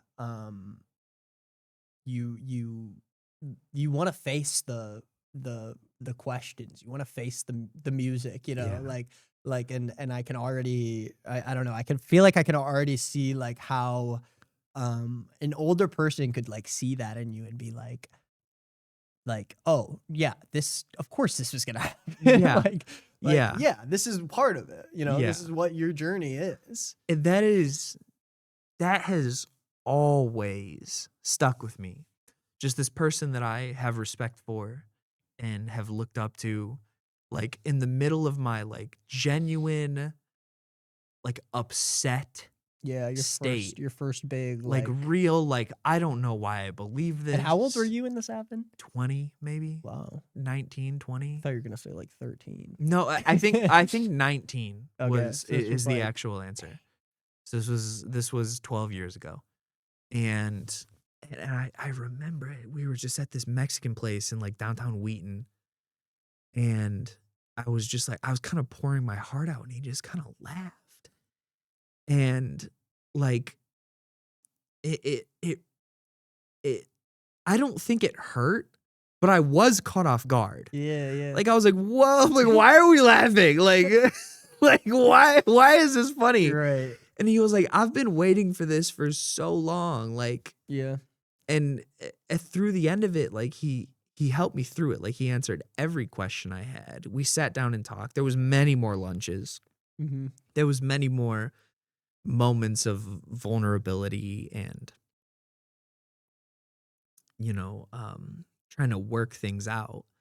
And at the end of it, I landed on, no, I have been right. Like there's something to this. Yeah. There's something to this book, this Bible, there's something more, like the words make too much sense. And I'm still working through reading the whole thing. And I'm enjoying reading it in a very critical way, Yeah. in a very like, let me poke as many holes in this as I can. Yeah. Because the more holes I poke, the more I realize that it is true. Like the more like even the more I dive into like the non-biblical references, like not articles, but like things written at the time yeah. or near the time of Jesus's life that are talking about this guy Jesus. Yeah. And I'm certain that Jesus is a very important person. Like Jesus is in the Quran, and Jesus is referenced as this wonderful prophet in the Quran.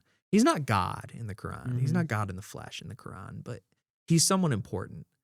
Like Buddhists believe that Jesus reached enlightenment. Like of all the major religions, Jesus appears in all of them. Interesting. That isn't it? I didn't know that. I didn't even know he made a cameo in the Quran. Yeah. Oh, several. That's crazy. Several. Yeah. Jesus shows up in the Quran. He shows up in the Buddhist faith. He shows up like like the more you look into it, the more that you're like, how can one man permeate all of this and be a significant figure in all of it? Yeah, for sure. And when you look at it, it's like it's so hard to deny. So even though I wrestle, even though I struggle, even though I get upset, even though I get frustrated, Yeah. the logical part of me looks at all of it and says like, well, if he's everywhere, he must be something. Right. Someone is telling the truth about this guy. Yeah. One of these sources is correct. Mm-hmm. Wouldn't it be plausible to say the one that's the most correct is the one focused on him? Right. Yeah. Yeah. No, I think that's yeah, I think that's a very like I don't know. And I think it's a very interesting path to take as someone who is uh sort of asking those questions, and when it comes to like other faiths and how he it's just I don't know, it's very fascinating once you look at it from like a historical perspective, Yeah. and as you start to Yes. grow up, and it's not like the Bible is this rule book, and It's not the only source. right, you think about it as this in terms of Christianity as like this this end all be all of like whatever, when like our lives as humans are very there's a lot of history that matters even outside of a strictly faith-based assessment of like why we're here. History is still important, and there are still a lot of people that exist and a lot of people that keep track of everything that's happening. Unbelievably so. And yeah, I mean, I think you having sort of this time in your life where you're finding yourself, maybe not even like maybe not I don't even know if it's fair to say questioning on like a face front, but like maybe not questioning the exact belief, but sort of questioning sort of even farther back what like the what the purpose of not the Bible is, but your own actions as a human, and your own like where these things are leading you to in your life, like regardless, and I think to bring this all back around to a grand bow on the on the We have to end. we've gotta get to we gotta come to some sort of conclusion at some point. Is that what is my point? what is my grand point to all of this? Is that like these things that we do, and like the conversations you and I have, or that you have with anybody, aren't ever to be viewed as this path to this greater earthly success of a Yeah. show or a podcast or a YouTube series Yeah. that like is answering these questions in a way that is whatever to you. But this will always still be like a part of your journey, and in a experience that you have that still means something and chalks up to something. And I think in art, if we're relating this in one big picture to art and spirituality and religion and everything, it's that things are not these constricted, like tangible ideas that either become successful or don't, like you and I talking, even Right. me coming here, it's like, I know I'm not going to make you $1 billion off this podcast, Right. but I know that I'm going to get something from you every time we talk, and that we're going to talk about something that is like of value to both of us. Yeah. Yes. Even if it is sort of going through these understandings that you and I are still trying to understand, because I think we can both agree that nobody really there is nobody walking on this earth that is fully qualified to be able to tell us how to do all of it. Not a single Like, person. Not a like, single person. yeah, it's about this. Some people have a better.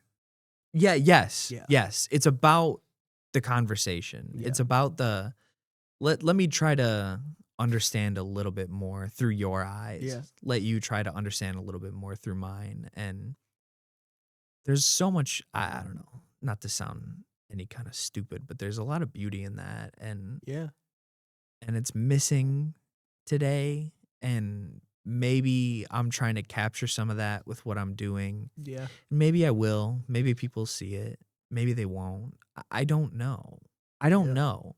A month from now, I could be clocked in at the union because this shit didn't work out. Like, that's the truth. Like, Very I well, don't yeah. know. I don't know. But no matter what that is, I'm grateful to have like sat down and had a conversation like this with you. Yeah. Me too. Me too. And that's why, of course, that's why I'm here. Yeah. Because I really do love you as a friend and a person in my life. And I know that, like, Cry. You're gonna make me cry. Shut the fuck up. but it's like I think this is very much in tandem with where my life is now, where it's like I know that, like, not everything is ever going to go the way that I want it to. Never. And I know that I'm going to be disappointed and surprised and all these million other emotions and everything that happens in my life. And I think coming to some understanding that, like, it is going to be okay. Oh. like it truly. Oh. And every time I find myself not believing that, Mm. I find myself believing it again. And it's a cycle that we're going to be back in this conversation at some point. And come to an understanding that, like, you and I, despite whether or not whatever it is we believe is out there, like, it's gonna be fine. It's gonna be fine. One way or another, it's gonna be fine. It's gonna be fine. At least for us. I don't know about everyone else. No. You and I are gonna be okay. You and I are gonna be good. Thank you guys for watching another episode of the Woodovich. The Woodovich Wipeout. You know what have actually been shot? The Woodovich Wipeout. Watch his life fall apart. Watch his life crumble in front of your eyes. Oh my god! Do you know what I've actually been workshopping? What is it? I can end. We're done. We did it. Well, I think we're done. We're done. I Thank love you. you. I love you too. I mean that. Hell yeah. I've been workshopping verse. Verse. Verse. Just the two. Just word. Verse. Two Yeah, words. Verse. Like because like biblical verse and like like universe. Like it's the verse. The verse. Yeah, I that's like that. that's as far as I've gotten. That's as far as I've gotten. Thank you guys for watching another episode of the Verse. If No. you liked it, make sure you comment down below, subscribe if you want to, maybe even like the video. It really helps us out, lets us know what else we should talk about next week on the episode. Next week, we're actually talking to a very interesting subject. It's going to be the financial, what do you call it?